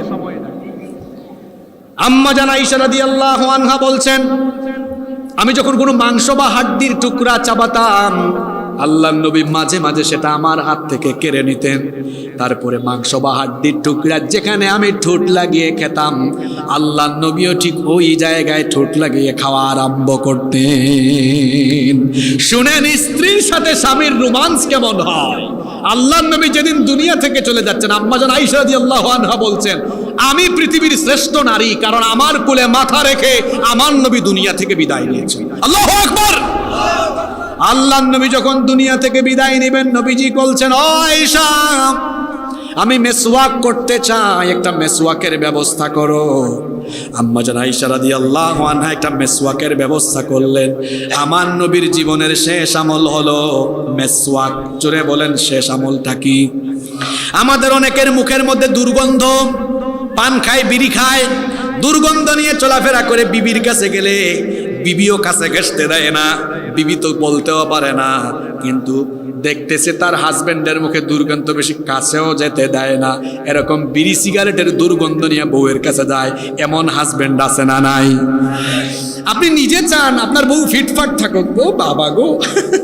এখন আপনার বউয়ের বুঝি রুচি নাই যে আপনি একটু স্মার্ট হয়ে যান? ইবনে আব্বাস রাদিয়াল্লাহু আনহু বলছেন, আমি যেমন চাই আমার বিবি আমার সামনে ফিটফাট হয়ে আসুক, আমার বিবিরও মন আছে, সেও চায় আমিও যেন তার সামনে স্মার্ট হয়ে আমাকে উপস্থাপন করি, ঠিক কি না? এই জন্য মিসওয়াক করবেন। আল্লাহর নবীর আমল ছিল, তিনি দৈনিক 7 বার মিসওয়াক করতেন। জুড়ে বলেন, কয়বার? এটা মৌলিক বেশিও হতে পারে, 5 ওয়াক্ত নামাজের আগে 5 বার। আর আম্মা জান আয়েশা রাদিয়াল্লাহু আনহা বলছেন ঘুমানোর আগে একবার, ঘুমানোর পরে আর একবার, 5 2 কত হইল? এই জন্য পকেটের মধ্যে এইরকম একটা মেসওয়াক রাখবেন। পারবেন তো? পারবেন তো? অজু করতে গিয়েছেন একটু মেসওয়াক লাগান, খাবার দাবার সেরেছেন একটু মেসওয়াক করেন। অনেকে আছে নামাজেও মুখের দুর্গন্ধ নিয়ে যায়, হ্যাঁ, সাজদায় গিয়ে বলে সুবহান রাব্বিয়াল আ'লা, দুই পাশে দুইজন মুখের দুর্গন্ধে টিকতেও পারে না, আছে না নাই? মেসওয়াক করবেন, পরিচ্ছন্ন থাকবেন। যেই কথা বলছিলাম স্বামী স্ত্রীর মধ্যে সম্পর্কে ভেজাল লাগানো, ওই ঘটনাটা আগে শেষ করি। আম্মা জান আয়েশা রাদিয়াল্লাহু আনহাকে বলেন আয়েশা একটা মিসওয়াকের ব্যবস্থা করো। আয়েশা রাদিয়াল্লাহু আনহা একটা মিসওয়াক আনলেন। যারা মিসওয়াক ব্যবহার করেন তারা জানেন মিসওয়াক ব্যবহারের আগে মাথাটা শক্ত থাকে না নরম থাকে। আল্লাহর নবী বললেন আয়েশা গো, মিসওয়াকটা ব্যবহারের আগে তুমি একটু চিবায়া চিবায়া নরম করে দাও। আম্মা জান আয়েশা রাদিয়াল্লাহু আনহা চিবায়া চিবায়া মিসওয়াকটাকে নরম করে দিলেন। তার মুখের লালা, তার মুখের থুতু মিসওয়াকে লাগলো। আল্লাহর নবীর হাতে তিনি যখন দিলেন, আল্লাহর নবী মিসওয়াক করার আগে আম্মা জান আয়েশা রাদিয়াল্লাহু আনহার লালা থুতু মুবারকগুলো চেটে চেটে খাওয়া আরম্ভ করলেন। আয়েশা রাদিয়াল্লাহু আনহা বললেন ও নবী, মিসওয়াকের আগে এমনটা কেন করলেন? আল্লাহর নবী তখন বললেন খাবারের মধ্যে যেমন সারিদ আমার কাছে প্রিয়, তেমনি আমার স্ত্রীদের মধ্যে তুমিও আমার কাছে সবার থেকে প্রিয়। শিখেন এখান থেকে ব্যবহার করে কর। এবার আমার ভাইদের কথা বললাম, অনেক বোনেরাও আছে খারাপ, অনেক বোনদের স্বভাবের মধ্যেও ঝামেলা আছে। ভাইকে সঠিকভাবে সময় দেয় না, বাসার মধ্যে তার হাজবেন্ডকে ঠিকঠাক মতো সেবা শুশ্রূষা করে না, আনুগত্য করে না, হাজবেন্ডের খেদমত করে না, সারাক্ষণ খিটখিটানি স্বভাব। এমন অনেক নারী আছে না নাই? আমার বোনদেরকে বলবো আপনাদের জন্য জান্নাতে যাওয়া বড় সহজ। আল্লাহর নবী বলেছেন ইদা সাল্লাত আল মারআতু খামসাহা ওয়া সামাত শাহরাহা ওয়া আতাআত যাওজাহা ওয়া হাফিজাত ফারজাহা। 4টা কথা নবীজি বললেন, যেই নারী 5 ওয়াক্ত নামাজ আদায় করবে, রমজান মাসে রোজা রাখবে, সতীত্বের হেফাজত করবে আর স্বামীর আনুগত্য করবে, ওই নারীকে আল্লাহ কিয়ামতের দিন জান্নাতের যে কোনো দরজা দিয়ে জান্নাতে ঢুকায়া দিবে। এজন্য আমার বোনদেরকে বলবো হাজবেন্ডের সাথে স্বামীর সাথে ভালো আচরণ করুন, তার খেদমত করুন, স্বামীকে সন্তুষ্ট করুন। স্বামীর জন্য আপনি স্বামীর পছন্দের সব কাজগুলো করুন। শয়তানের 5 নাম্বার কাজ বললাম, মানুষের মধ্যে ফিতনা লাগানো, বিশেষ করে হাজবেন্ড এবং ওয়াইফের মধ্যে ফিতনা লাগানো। 6 নাম্বার, শয়তান অসুন্দরকে সুন্দর, এই পয়েন্টটা ভালো করে শুনেন, নারী পুরুষ সবার জন্য। শয়তান অসুন্দরকে সুন্দর করে উপস্থাপন করে আর সুন্দরকে অসুন্দর করে উপস্থাপন করে, এটা শয়তানের ওয়াদা। আল্লাহ তাআলা কোরআনে কারীমের 15 নম্বর সূরা সূরাতুল হিজরের 39 নম্বর আয়াতে বলেছেন ক্বালা রাব্বি বিমা আগাওয়াইতানি লা উযায়িনান্না লাহুম ফিল আরদি ওয়া লা উগওয়িয়ান্নাহুম আজমাইন। আল্লাহ তাআলা বলছেন শয়তান বলেছিল অবশ্যই আমি এই আদমের বংশধরকে গুনাহের কাজ তাদের সামনে সুশোভিত করা, মন্দ কাজকে ভালো করে সুশোভিত করা, আর এই দ্বারা তাদেরকে ধোঁকা দিয়ে পথভ্রষ্ট করা, এটা হবে আমার প্রধানতম কাজ। আজকে শয়তান তার সেই দায়িত্ব কিভাবে আঞ্জাম দিচ্ছে দেখেন। আমার চোখে আমার স্ত্রীকে সবচাইতে সুন্দর লাগার কথা, কিন্তু শয়তান আমার চোখের মধ্যে শয়তানি আবরণ তৈরি করে দিয়েছে। অনেক পুরুষ এমন আছে বউকে ভালো লাগে না, যখন সে টেপা মধুপুর বাজারে যায়, বাজারে যাওয়ার পরে যখন পাশের বাড়ির ললনা আর জরিনা সকিনাকে দেখে, তখন তার চোখে ইবলিস ওই জরিনা সকিনাকে সুন্দর লাগায়। কি বলেন, আছে না এরকম? বাড়িতে এসে বউয়ের সাথে কথা বলে না, বউয়ের সাথে কথা বলে খিটখিট খিটখিট খিটখিট স্বভাবে, এটা করো ওইটা করো। আর বাজারে কাপড়ের ব্যবসা করে, হ্যাঁ, 2জন বোন এসেছেন কাপড় কিনতে, আপু ভালো আছেন, বসেন, মাশাআল্লাহ খুব মানাচ্ছে, এখানে সুন্দর করে কথা বলে, আর বউয়ের সাথে খিটখিট খিটখিট করে কথা বলে, আছে না নাই? আবার শুধু ভাইদের দোষ দিলে হবে না, অনেক বোনেরাও আছে হাজবেন্ডের দিকে ভালো করে তাকায় না, পাশের বাড়ির জলিল ভাই তার দিকে ঠিকঠাক মতোই তাকায়, পাশের বাড়ির জলিল ভাইয়ের সাথে নরম স্বরে কথা বলে। আল্লাহ নিষেধ করেছেন নারীরা তোমরা 14 জন মাহরাম ছাড়া বাকিদের সাথে নরম কণ্ঠে কথা বলো। কথার নাম লতা, এটা বললেই খালি বাড়তে থাকবে, এটা থেকে আকর্ষণ সৃষ্টি হয়ে যেতে। তো বলছিলাম সুন্দরকেও সুন্দর বানায়। এজন্য আল্লাহ তাআলা কোরআনে কারিমে বলছেন লানাতুল্লাহ ওয়া ক্বালা লাআত্তাখিযান্না মিন ইবাদিকা নাসীবাম মাফরুদা। আল্লাহ তাআলা বলছেন শয়তানের উপর আল্লাহর লানত। সে বলেছে আমি তোমার বান্দাদের একটা অংশকে প্রতারিত করে ছাড়ব। সে আরো বলেছে ওয়ালা উদিল্লান্নাহুম ওয়ালা উমান্নিয়ান্নাহুম ওয়ালা আমুরান্নাহুম ফালইউবাত্তিকুন্না আযানাল আনআম। আল্লাহ তাআলা বলছেন শয়তান বলেছে আমি অবশ্যই তাদেরকে পথভ্রষ্ট করব, মিথ্যা আশ্বাস দিব এবং তাদেরকে আদেশ দিয়ে দিয়ে আমি খারাপ কাজ করাবো। কেমনে খারাপ কাজ করাবো? শয়তান বলেছে ওয়ালা আমুরান্নাহুম ফালা ইউগাইয়িরান্না খালকাল্লাহ। মা বোনেরা খেয়াল করে নেয় কি বাস্তবিক কথা কোরআনে এসেছে, তারপরেও কেন মানুষ খারাপ কাজ করে আমার বুঝে আসে না। আল্লাহ বলছেন আমি অবশ্যই আদেশ দিয়ে দিয়ে ধোঁকা দেওয়াবো, আদেশ দিয়ে দিয়ে আমি তাদেরকে আল্লাহর সৃষ্টির আকৃতির পরিবর্তন ঘটাবো। জোরে বলেন তো কিসের আকৃতি? মানুষের শরীরের আকৃতির, আল্লাহর সৃষ্টির আকৃতি যেভাবে দেওয়া হয়েছে তার পরিবর্তন ঘটানো হবে। দেখেন তো তাকায়া, আল্লাহ চোখের উপরে ব্রু দিয়েছেন কত সুন্দর করে, আর শয়তান বলেছে না এটা সুন্দর না, চোখের মধ্যে অসুন্দর লাগায় বলেছে তুমি ব্রুটা একটু প্লাক করো, একটু চিকনা চাকনা করো, এটা সুন্দর লাগিয়েছে। অথচ সুন্দর ছিল আগেরটা যেভাবে আল্লাহ দিয়েছেন, শয়তান এটাকে অসুন্দর বানায়া প্লাকটাকে সুন্দর লাগিয়েছে। ব্রু প্লাক করা এটা কার কাজ? কথা বলছেন না কেন? রংপুরের নারীরা মনে হয় এগুলো করে না। যে নারী ব্রু প্লাক করে, এই যে আয়াতে আল্লাহ বলেছেন লানাতুল্লাহ, শয়তানের এই সব কর্মকাণ্ড যারা করবে তাদের উপরে আল্লাহর, যদি বলেন আল্লাহর আকৃতির পরিবর্তন ঘটিয়ে দিচ্ছে। শুধু তাই নয়, যেটা সুন্দর সেটাকে শয়তান অসুন্দর লাগাচ্ছে। পুরুষ সে পারফিউম ইউজ করবে, আর নারী তিনি পারফিউম ইউজ করবেন না, তার স্বামীর সাথে একান্তে তিনি ইউজ করতে পারেন, কিন্তু শয়তান ওয়াসওয়াসা দিয়েছে, এটা করাচ্ছে শয়তান। শুধু তাই নয়, অলংকার নারীর জন্য এখন শয়তান ধোঁকা দিয়ে অলংকার পুরুষকেও পরাচ্ছে। বহু ছেলেদের কানে দুল দেখবে, এখানেও থাকতে পারে। বহু ছেলেদের গলার মধ্যে চেইন আছে, গলার চেইন আছে না? আছে। হাতের মধ্যে ব্রেসলেট পরে। আপনাদের রংপুরে মনে হয় এগুলো নাই। তোমার তো মেয়ে সাজতে মন চায় কেন? তাইলে এক কাজ করো, বেনারসি শাড়ি এনে কালকের থেকে শাড়ি পুইরা হাঁটো। শুধু তাই নয়, এখন চুলের কাটিং দেখবেন মেসি কাটিং, নেইমার কাটিং। এমন এমন চুল রাখেন, বিরাট লম্বা চুল। অনেক ছেলেদের চুল এমন লম্বা মেয়েদের মতো, পেছন থেকে দেখলে মনে হয় এটা কোনো বোন, সামনে গেলে দেখা যায় এটা তো বোন না, এটা তো বাবুল ভাই। শুধু তাই না, চুলের কাটিং দেখবেন ডান দিকে নাই, বাম দিকে নাই, পেছনেও নাই, মাঝখানে রেখে দিয়েছে। দেখলে মনে হয় পাখি বাসা বাঁধার জন্য সে জায়গা করে দিয়েছে, পাখির বাসা। শুধু এখানে দেশি মুরগের দেখবেন, এই যে এখানে এটাকে অনেক অঞ্চলে জুট বলে, অনেক অঞ্চলে চুট বলে। আপনাদের এলাকায় কি বলে? কি বলে বাবা? দেশি মুরগের মাথার মধ্যে জুটি। অনেক ছেলেদের দেখবেন কোনো দিকে চুল নাই, খালি এই জায়গায় আছে। এটার নাম আমি দিছি মুরগা জুট কাটিং। আছে না এরকম? আছে। আল্লাহর নবী বলেছেন অমুসলিমদের, বিধর্মীদের বেশভূষা ধারণ করো না, তাদের সাদৃশ্য ধারণ করো না। মান তাশাব্বাহা মিনহুম মান তাশাব্বাহা বিকাউমিন ফাহুয়া মিনহুম।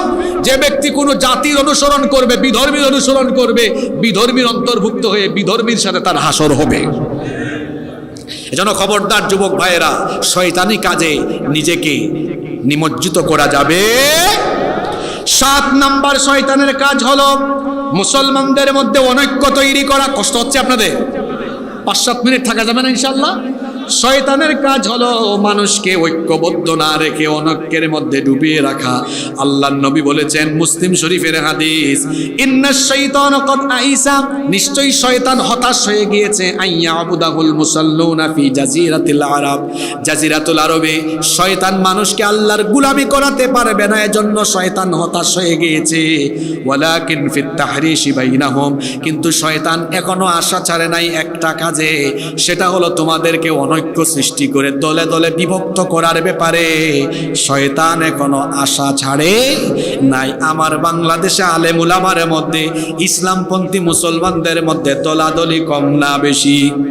দলাদলি করা কার কাজ? কথা বলছেন না কেন আপনারা? দলাদলি করবে না? আলেমদের মধ্যে একটা সুন্দর ঐক্যের সুবাতাস বইছে।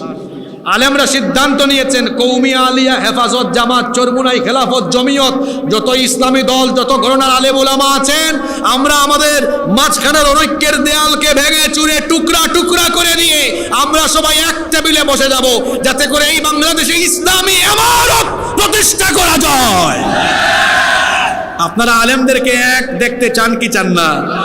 তাইলে সম্মানিত ফেসবুক মুজাহিদগণ, ফেসবুকে ঠেলাঠেলি বন্ধ করে। আমরা ফেসবুক চালানোর সময়ই পাই না, আর আপনারা ফেসবুকে এমন এমন কমেন্ট আর এমন এমন লেখালেখি করেন। অনেক পুচকা পুচকা পোলা পায় না, আউযুবিল্লাহ বিসমিল্লাহ শুদ্ধ করে পারে না, বড় বড় আলেমদের পুষ্টে গিয়ে আবুল তাবুল কমেন্ট করে। আলেমের পারলে জুতা বহন করো, আলেমের জুতা বহন করো, নইলে আলেমের সুহবতে থাকো, তাকে নিয়ে সমালোচনা করে নিজের আমলকে ধ্বংস করে দিও না। বুঝলে বুঝপাতা, না বুঝলে তেজপাতা। পারলে আলেম হন, নইলে আলেমের ছাত্র হন, নইলে আলেমের সাথী হন, সুহবতে থাকেন। আমাদের উস্তাদরা বলতেন, শুধু উস্তাদের কাছে গিয়ে জ্ঞান হাসিল করলেই চলবে না, মাঝে মাঝে উস্তাদের ব্যাগ জুতা বহন করিও, উস্তাদের সাথে হাঁটাচলা করিও, কথাবার্তা বলিও, তাহলে উস্তাদ থেকে আমল আখলাক শিখতে পারবা। সুহবতে থাকলে তার কাছ থেকে অনেক আচার আচরণ সম্পর্কে তুমি জানতে পারবে, ঠিক কিনা? আমাদের মধ্যে অনেকে আছেন কামিল পাশ করেছেন, দাওরে হাদিস শেষ, বহুত বড় মাওলানা, তবে কওমি মাদ্রাসার একটা সিস্টেম ভালো, এটাকে আমি অত্যন্ত পছন্দ করি এই সিস্টেমটা। তারা দাওরায়ে হাদিস বা ইফতা শেষ করার পরে দেখা যায় তারা উস্তাদদের খেদমতে কয়েক বছর থাকে। যারা আলিয়া মাদ্রাসায় পড়ে, আমি তো জীবনে কোনোদিন কওমি মাদ্রাসায় পড়ি নাই, আমিও আলিয়া মাদ্রাসায় পড়েছি, বিশ্ববিদ্যালয়ে পড়াশোনা করেছি। আমি ভাইদেরকে অনুরোধ করব, উস্তাদদের থেকে, স্যারদের কাছ থেকে জ্ঞান নেওয়ার পাশাপাশি সুহবতে থাকবেন। আমরা উস্তাদদের সুহবতে থেকেছি, যার কারণে উস্তাদদের সুহবতে থাকলে কিতাবের বাহিরে অনেক কিছু শেখা যায়। আমাদের এলাকায় একটা কথা বলে, 1 মন ইলমের সাথে 10 মন, আপনাদের এলাকায় এটা বলে না মনে, 1 মন ইলমের সাথে 10 মন কি লাগে? এলেম লাগে। শুধু এলেম থাকলে হয় না। আল্লাহ আমাদেরকে কথাগুলো বুঝার তৌফিক দান করে। তাহলে 7 নম্বর পয়েন্ট কি বললাম? শয়তান চায় মানুষকে ঐক্যবদ্ধ, 7 না, এটা তো 8 নম্বর হয়ে গেছে। শয়তান চায় মানুষকে ঐক্যবদ্ধ রাখতে না আলাদা করে দিতে। দেখেন, মুসলমানরা আলাদা থাকলে মুসলমান বা ইসলামের শক্তি বাড়বে না কমবে? আপনার হাতে একটা লাঠি দেওয়া হলো, এই লাঠি ভাঙা সহজ না কঠিন? কিন্তু যদি 100টা দেওয়া হয়, ভাঙতে পারবেন? পারবেন না, কুতাকুতি শুরু হবে, ভাঙতে পারবেন না। কি বোঝাতে চাইলাম? আপনি যখন একা একা একা একা আলাদা আলাদা দল করবেন আর সবাই আলাদা আলাদা থাকবেন, ইসলাম বিরোধীরা যারে ধরবে মেরুদণ্ড ভেঙে ফেলবে। গত 17 বছর স্বৈরাচারের আমলে আলেমরা এক থাকতে পারে নাই, এই জন্য আগে বড়জনকে ধরেছে, ধরতে ধরতে আস্তে আস্তে সবাইকে ধরেছে, সবাইকে কম বেশ নির্যাতন করেছে, গুথা খাইয়া এখন এসে আলেমরা এক হয়েছেন। যদি 17 বছর আগ থেকে আলেমরা ভাবে ঐক্যবদ্ধ থাকতেন, একজন আলেমের হাতে হাত করা লাগানোর সাহস কারো হতো না। আল্লামা সাঈদী তিনি ইন্তেকাল যখন করলেন, ইন্তেকালের পরে সকল ঘরানার আলেম ওলামারা বিবৃতি দিয়েছেন, দোয়া করেছেন সবাই, কৌমি বলেন, আলিয়া বলেন, সকল ইসলামী দলের সকল আলেম ওলামারা। আপনারা বলেন তো, এই কাজটা যদি সাঈদী সাহেব গ্রেফতার হওয়ার পরে এক বাক্যে যদি সবাই বলতেন তিনি একজন আলেম, যদি ছেড়ে দেওয়া না হয় বাংলাদেশের আলেম সমাজ ঐক্যবদ্ধ হয়ে যাবে, তাকে রাখা যেত? কথা বলেন, রাখা যেত? তখন অনেকে বলছেন থাক না, আমাদের দলের না। তারপরে কি হইল? ধাপে ধাপে ধাপে ধাপে একজন একজন করে, একজন একজন করে কাউকে বাদ দিয়েছে। কথা বলছেন না কেন? কাউকে বাদ দিয়েছে। যাই হোক, অতীত থেকে মানুষ কি নেয়? শিক্ষা নেয়। এই শিক্ষা এখান থেকে নেন। আলেমদের মধ্যে দূরত্ব যেটা আছে, এই দূরত্বকে কমিয়ে এনে আসুন আমরা ঐক্যবদ্ধ হই, উদারতা লালন করি, সংকীর্ণতা ঝেড়ে ফেলি। কারণ এই বাংলাদেশের মুসলমান আলেমদেরকে এক টেবিলে কাছাকাছি দেখতে চায়। আপনারা আলেমদেরকে এক জায়গায় দেখতে চান না? আলেমরা এক জায়গায় চলে আসলে এই বাংলাদেশে একটি ইসলামী বিপ্লব সংগঠিত হবে ইনশাআল্লাহ। নাম্বার 8 নাম্বার, শয়তানের আরেকটা কাজ হলো মানুষের মধ্যে নগ্নতা বাড়িয়ে দেওয়া, নগ্নতা, উলঙ্গপনা বাড়িয়ে দেওয়া। আজ আমাদের সমাজে নগ্নতা কম না বেশি? আশ্চর্যের ব্যাপার হলো বহু নারীরা মাহফিলে আসে বুরখা ছাড়া, বেপর্দা হয়ে চলে আসে। কে আসে না? শয়তান চাই উলঙ্গপনা বাড়িয়ে দিতে। আজ আমার সমাজে উলঙ্গপনা আসে না নাই? এমন এমন ড্রেস বের হয়েছে, আরে বাপ রে বাপ, পাখি ড্রেস। এটা বহু আগের পাখি ড্রেস, এখন তো নতুন নতুন ড্রেস আরো লেটেস্ট যেগুলা বের হয়েছে, দেবদাস, তারপরে সারারা, গারারা, আর তারপর কি জানি কয় আরো, এই সারারা, গারারা, কত ধরনের কত কিছু বের হয়েছে। দেখবেন এগুলা বেশিরভাগই হাত দেখা যায়, পিঠ দেখা যায়। এই যে শয়তান অশ্লীল অর্ধনগ্ন পোশাক সমাজে ছড়িয়ে দিচ্ছে, এর মাধ্যমে সে তার এজেন্ডা, শয়তান তার বাহিনী, আমাদের মতো কিছু আব্দুর রহমান, আব্দুল কুদ্দুস যারা শয়তানের সাথী হয়ে গিয়েছে, আমাদের মাধ্যমে তার এজেন্ডা সে ঘরে ঘরে সমাজে সমাজে বাস্তবায়ন করছে। অনেক ভাইয়েরা আছেন নামাজ আদায় করেন কিন্তু বউকে, মা বোনকে পর্দায় রাখেন না। যে ব্যক্তি তার ঘরের নারীদেরকে পর্দায় রাখতে পারে না সে দাইয়ুস। আর দাইয়ুস কখনো আল্লাহর জান্নাতে ঢুকতে পারবে? একজন নারী বেপর্দার কারণে জাহান্নামে গেলে আরো 4 জনকে নিয়ে জাহান্নামে যাবে। কয়জনকে নিয়ে? যদি বলেন কয়জন? আপনারা দেখেন তো 4 জনের বাইরে আপনি আছেন কিনা? 1 তার বাপ তার মেয়েকে পর্দা করাতে, 2 তার স্বামী, 3 তার বড় ভাই, 4 তার বড় ছেলে। এই 4 জনের বাহিরে আমরা কেউ আছি? একজন নারী যদি বেপর্দার কারণে জাহান্নামে যায়, মাস্ট বি আরো 4 জনকে ইনক্লুড করবে। আবার ঘরের নারীরা বেপর্দার কারণে জাহান্নামে যাবে, এটা কি হতে পারে? জুড়ে বলেন, এটা কি হতে পারে? আমরা আমাদের ঘরের নারীদেরকে পর্দায় রাখতে পারবো তো ইনশাআল্লাহ? মা বোনদেরকেও বলবো পর্দা করে ঘর থেকে বের হবেন, বুরখা পরিধান করবেন, আশকারা মাস্কারা লাগাইয়া, আটার বস্তা, ময়দার বস্তা মুখে আর ফেইসের মধ্যে দিয়া সাজসজ্জা করে বের হবেন না। নিষেধ করেছেন কি? আরো জুড়ে বলেন কে? আল্লাহ তাআলা কোরআনে কারিমে বলেছেন, ওয়ালা তাবাররাজনা তাবাররুজাল জাহিলিয়াতিল উলা, জাহিলি যুগের নারীদের মতো নগ্ন হয়ে ঘর থেকে বের হয়ে যাও না। তারা বক্ষ দেশটাকে খোলা রাখতো, ওড়না পরিধান করতো না। আল্লাহ বলেছেন, ওয়ালিয়ুদরিবনা ফি খুমুরিহিন্না আলা জুয়ুবিহিন্না, নারীরা তোমাদের মাথার উপর থেকে এমন একটা চাদর পরিধান করো যাতে করে তোমাদের মুখ এবং তোমাদের বক্ষ দেশ পর্যন্ত আবৃত হয়ে যায়। নিকাব পরিধান করবেন, পরিপূর্ণ পর্দা মেনটেন করে ঘর থেকে বের হবেন। পর্দা মেনটেন করলে নারীর সম্মান বাড়ে না কমে? আপনি পর্দা করে যাইয়েন, পর্দা করে ঘর থেকে বের হয়ে একটা বদমাশ ছেলেও যদি রাস্তায় দেখে, পর্দাশীলা নারী চুপচাপ বসে থাকবে। বেপর্দা করে বের হন, কত অসভ্য ভাষায় কত কিছু বলবে। অন্তত আমি যদি ছোট্ট করে একটা উদাহরণ দিই, বলবে দেখছো কি গেছে, মাথা ঠিক নাই। আর বাকি নিম্ন ক্যাটাগরির শব্দগুলো এই ভদ্র সমাজে আমি বললাম। তাহলে পর্দা নারীর সম্মান বাড়ায় না কমায়? যারা তাদের বিবিকে বেপর্দা বের করেন, আপনার কি খারাপ লাগে না ভাই? আপনার বউয়ের পেট পিট যে স্টেডিয়ামের মতো বের করে দিয়েছে, মানুষ দেখে আপনার কি একটুও খারাপ লাগে না? এটা কেমন পুরুষ আপনি? আপনার মধ্যে ব্যক্তিত্ব বলতে কিচ্ছু নাই, রুচি খারাপ আপনার। বউ আপনার উপভোগ করে মানুষ, বউ আপনার উপভোগ করে। আরে আপনার বউয়ের ঠোঁটে যখন লাল লাল নীল নীল গোলাপি গোলাপি লিপস্টিক দেয়, আর মুখের মধ্যে যখন আটা আর ময়দার বস্তার মেকআপ মারে, পর পুরুষ তখন এটা দেখার পরে মনে মনে কত ধরনের আজে বাজে জিনিস চিন্তা করে।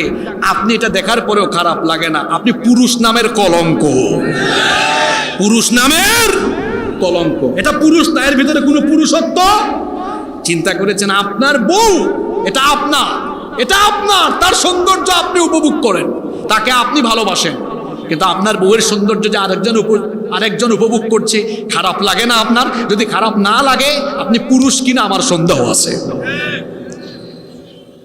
তারপরে বলছিলাম শয়তানের 9 নাম্বার কাজ হলো সমাজে বিশৃঙ্খলা ঘটানো। আর এর জন্য আমি আজকে আয়াত এখানে মদ এবং জুয়াকে সে উপাদান হিসাবে গ্রহণ করে নিয়েছে। আপনারা দেখবেন মাদকাসক্ত লোকেরা পরিবার আর সমাজে বিশৃঙ্খলা ঘটায়। মাদকাসক্ত লোকেরা পরিবারে কিভাবে বিশৃঙ্খলা ঘটায়? মাদকের টাকা যখন তার কাছে না থাকে, বাপের পকেট থেকে পয়সা চুরি করে মাদকাসক্ত পরিবারের ছেলেটা তখন চোর হয়ে যায়। মাদকের জন্য যখন টাকা থাকে না, রাস্তাঘাটে তখন দিনে দুপুরে ছিনতাই করে। বিবাহিত হলে পরে মাদকের টাকার জন্য বউয়ের উপর টর্চার করে আর বলে তোর বাপের বাড়ি থেকে পয়সা নিয়ে আয়। এরকম বউ পিটানো ডাকাত আমার সমাজে আছে না নাই?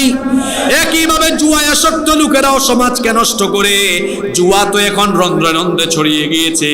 সামনে বাংলাদেশে শুরু হচ্ছে বিপিএল খেলা, আইপিএল হয় ইন্ডিয়ায়, জুয়ার বাজি হয় কাউনিয়ায়। বিশ্বকাপ হয় আর্জেন্টিনা ব্রাজিলে, জুয়ার বাজি হয় কাউনিয়ায়।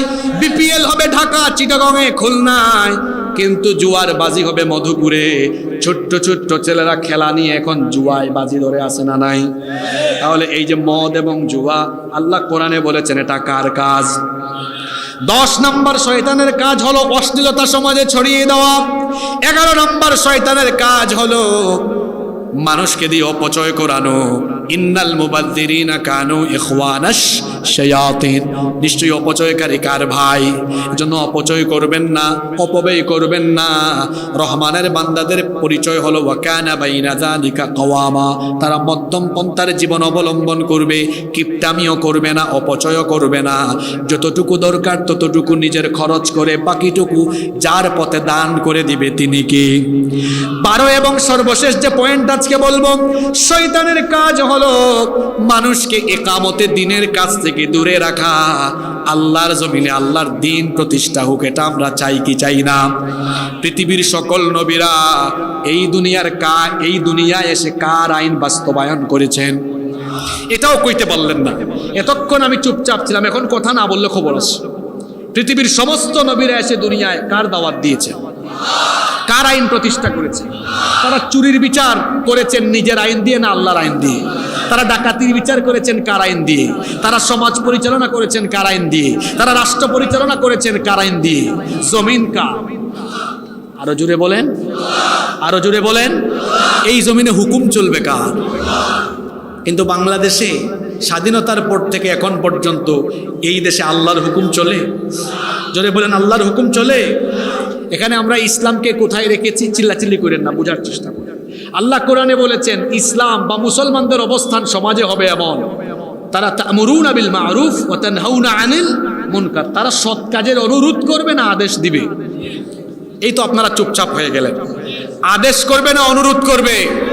এখন বলেন 90% মুসলমানের দেশে আপনারা এখন পর্যন্ত 54 বছর ধরে ইসলামের কাজে, ভালো কাজে, সৎ কাজে আপনারা কি আদেশ করেন না এখনো অনুরোধ জানান? কথা বলছেন না কেন? মাননীয় সরকার পাঠ্যপুস্তক থেকে এই বিষয়গুলো বাদ দেওয়ার অনুরোধ করছে। এটা আদেশ না অনুরোধ? জোরে বলেন।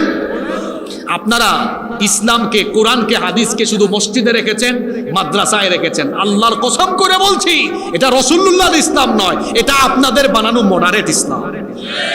আল্লাহ রসুলের ইসলাম ছিল মসজিদে, ছিল মাদ্রাসায়, ঠিক তেমনি ভাবে আল্লাহ রসুলের ইসলাম ছিল সমাজে, রাষ্ট্রে, আইন অঙ্গনে, সর্বত্র ছিল, সর্বত্র ছিল। যদি পাঠ্যপুস্তক প্রণয়ন কমিটিতে ইসলামের লোকেরা থাকতো, অনুরোধ করা লাগতো? ওই জায়গা পার্লামেন্ট, সেক্রেটারিয়েট আর বঙ্গভবন যেই দিন কোরআনের দখলে, ইসলামের দখলে আসবে, অনুরোধ করে নয়, আদেশ করে, আইন পাস করে বাংলাদেশ থেকে সকল শয়তানি কাজ বন্ধ করে দেওয়া হবে।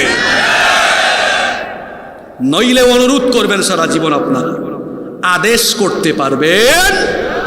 ইসলাম কি প্যাসেঞ্জারের সিটে থাকার জন্য আল্লাহর আইন এসেছে, না ড্রাইভিং সিটে থাকার জন্য এসেছে? তো আপনারা কি করলেন? মানুষের আইনকে ড্রাইভিং সিটে রেখে আল্লাহর আইনকে আপনারা প্যাসেঞ্জারের সিটে বসিয়ে রেখেছেন। চুরির বিচার আপনারা আপনাদের বানানো আইন দিয়ে করেন, এজন্য প্রতিদিন চুরি বাড়ছে। আমি আপনাদেরকে বললাম, আজ থেকে এখন থেকে চুরির একটা বিচার কোরআন দিয়ে করেন। ইসলামে চোরের বিচার হলো, প্রমাণিত হয়েছে চোরের হাত কি করে দাও, প্রকাশ্যে করে দেখেন। এই রংপুরে যদি থানার সামনে একজন চোরের বিচার আল্লাহর কোরআনের আলোকে বাস্তবায়ন করা হয়, এক বিচার দেখে কাউনিয়ার সমস্ত চোরেরা তারের মতো সোজা হয়ে যাবে। আপনাদের বানানো আইন হলো এমন, চুরি করেছে তো ধরে 14 শিখে ঢুকিয়েছে, কয়েকদিন পর জামিন পেয়ে গিয়েছে। দেখেন নাই 17 বছরের মধ্যে কত শয়তানরা শয়তানি করেছে, এরাও এখন জামিন পাচ্ছে। এই আছে না ইউনূস সাহেবের সরকার যে সংস্কারের নামে কি তামাশা করছেন, এটা জাতির সামনে অবশ্যই তাদেরকে পরিষ্কার করতে হবে।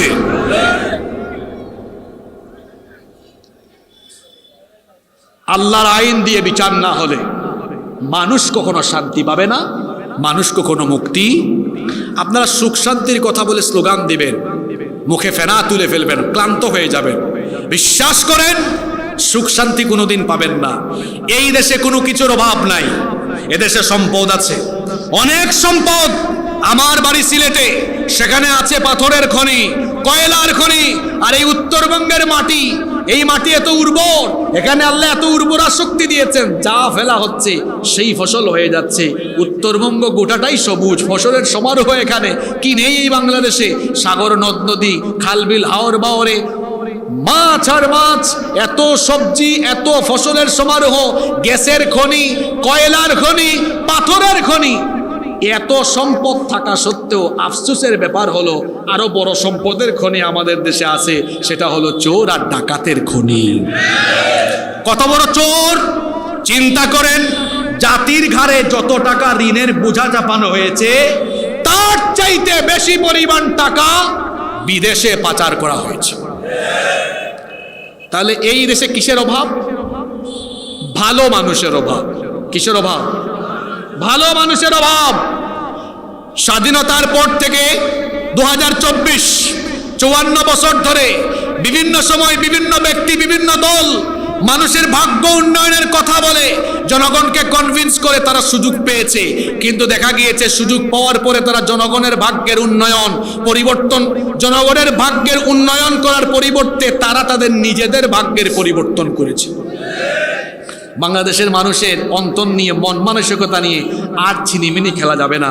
এজন্য আজ আমি এখান থেকে এই কথা বলে বিদায় নিতে চাই, সেটা হচ্ছে এই সব কিছু আমাদের দেখা শেষ, বাকি আছে এখন আল কোরআনের বাংলাদেশ, বাকি আছে আল কোরআনের বাংলাদেশ। আমরা কোরআনময় একটি বাংলাদেশ দেখতে চাই কি চাই না? জোরে বলেন, চাই কি চাই না? কারা কারা চান না একটু হাত তুলেন তো। কারা কারা আগামীর বাংলাদেশকে কোরআনের পার্লামেন্ট, কোরআনের বাংলাদেশ হিসাবে দেখতে চাই? দুহাত তুলে আল্লাহকে দেখান।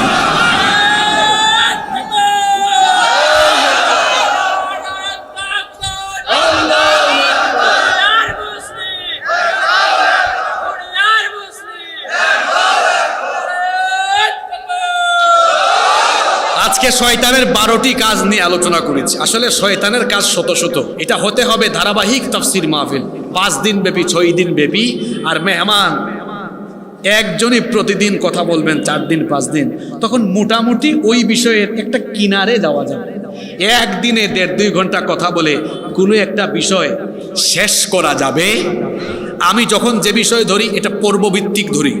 আমি যেখানে জমা পড়াই সেখানে বিষয়ভিত্তিক কোনো বিষয়ের সিরিজ 54 পর্ব, 55 পর্ব, 40 পর্ব, 45 পর্ব, 50 পর্ব ধারাবাহিক কথা বলি। যেটা ধরি এটা একদম কিনারে গিয়ে ছাড়ি। তো কোরআনের আলোচনা কিনারায়ও যাওয়া যায় না, মানে মোটামুটি একটা জায়গায় গিয়ে শেষ করার চেষ্টা করি। যাই হোক, আজকে শয়তানের কর্মকাণ্ড থেকে শয়তানের 12টি কাজের কথা বলেছে। শেষ পয়েন্ট বললাম, শয়তান চায় আমাদেরকে আল্লাহর দিন বাস্তবায়ন থেকে দূরে সরাইয়া মানবরচিত মতবাদ আন্দোলনের প্রতিষ্ঠায় আমাদেরকে সামিল রাখতে। আসুন সতর্ক হয়ে যাই, আমরা সবাই আল্লাহর জমিনে আল্লাহর দিন বাস্তবায়নের জন্য একত্রিত হয়ে তাওহীদের পতাকা তোলে, কোরআনের পতাকা তোলে ঐক্যবদ্ধ হয়ে যাব ইনশাআল্লাহ।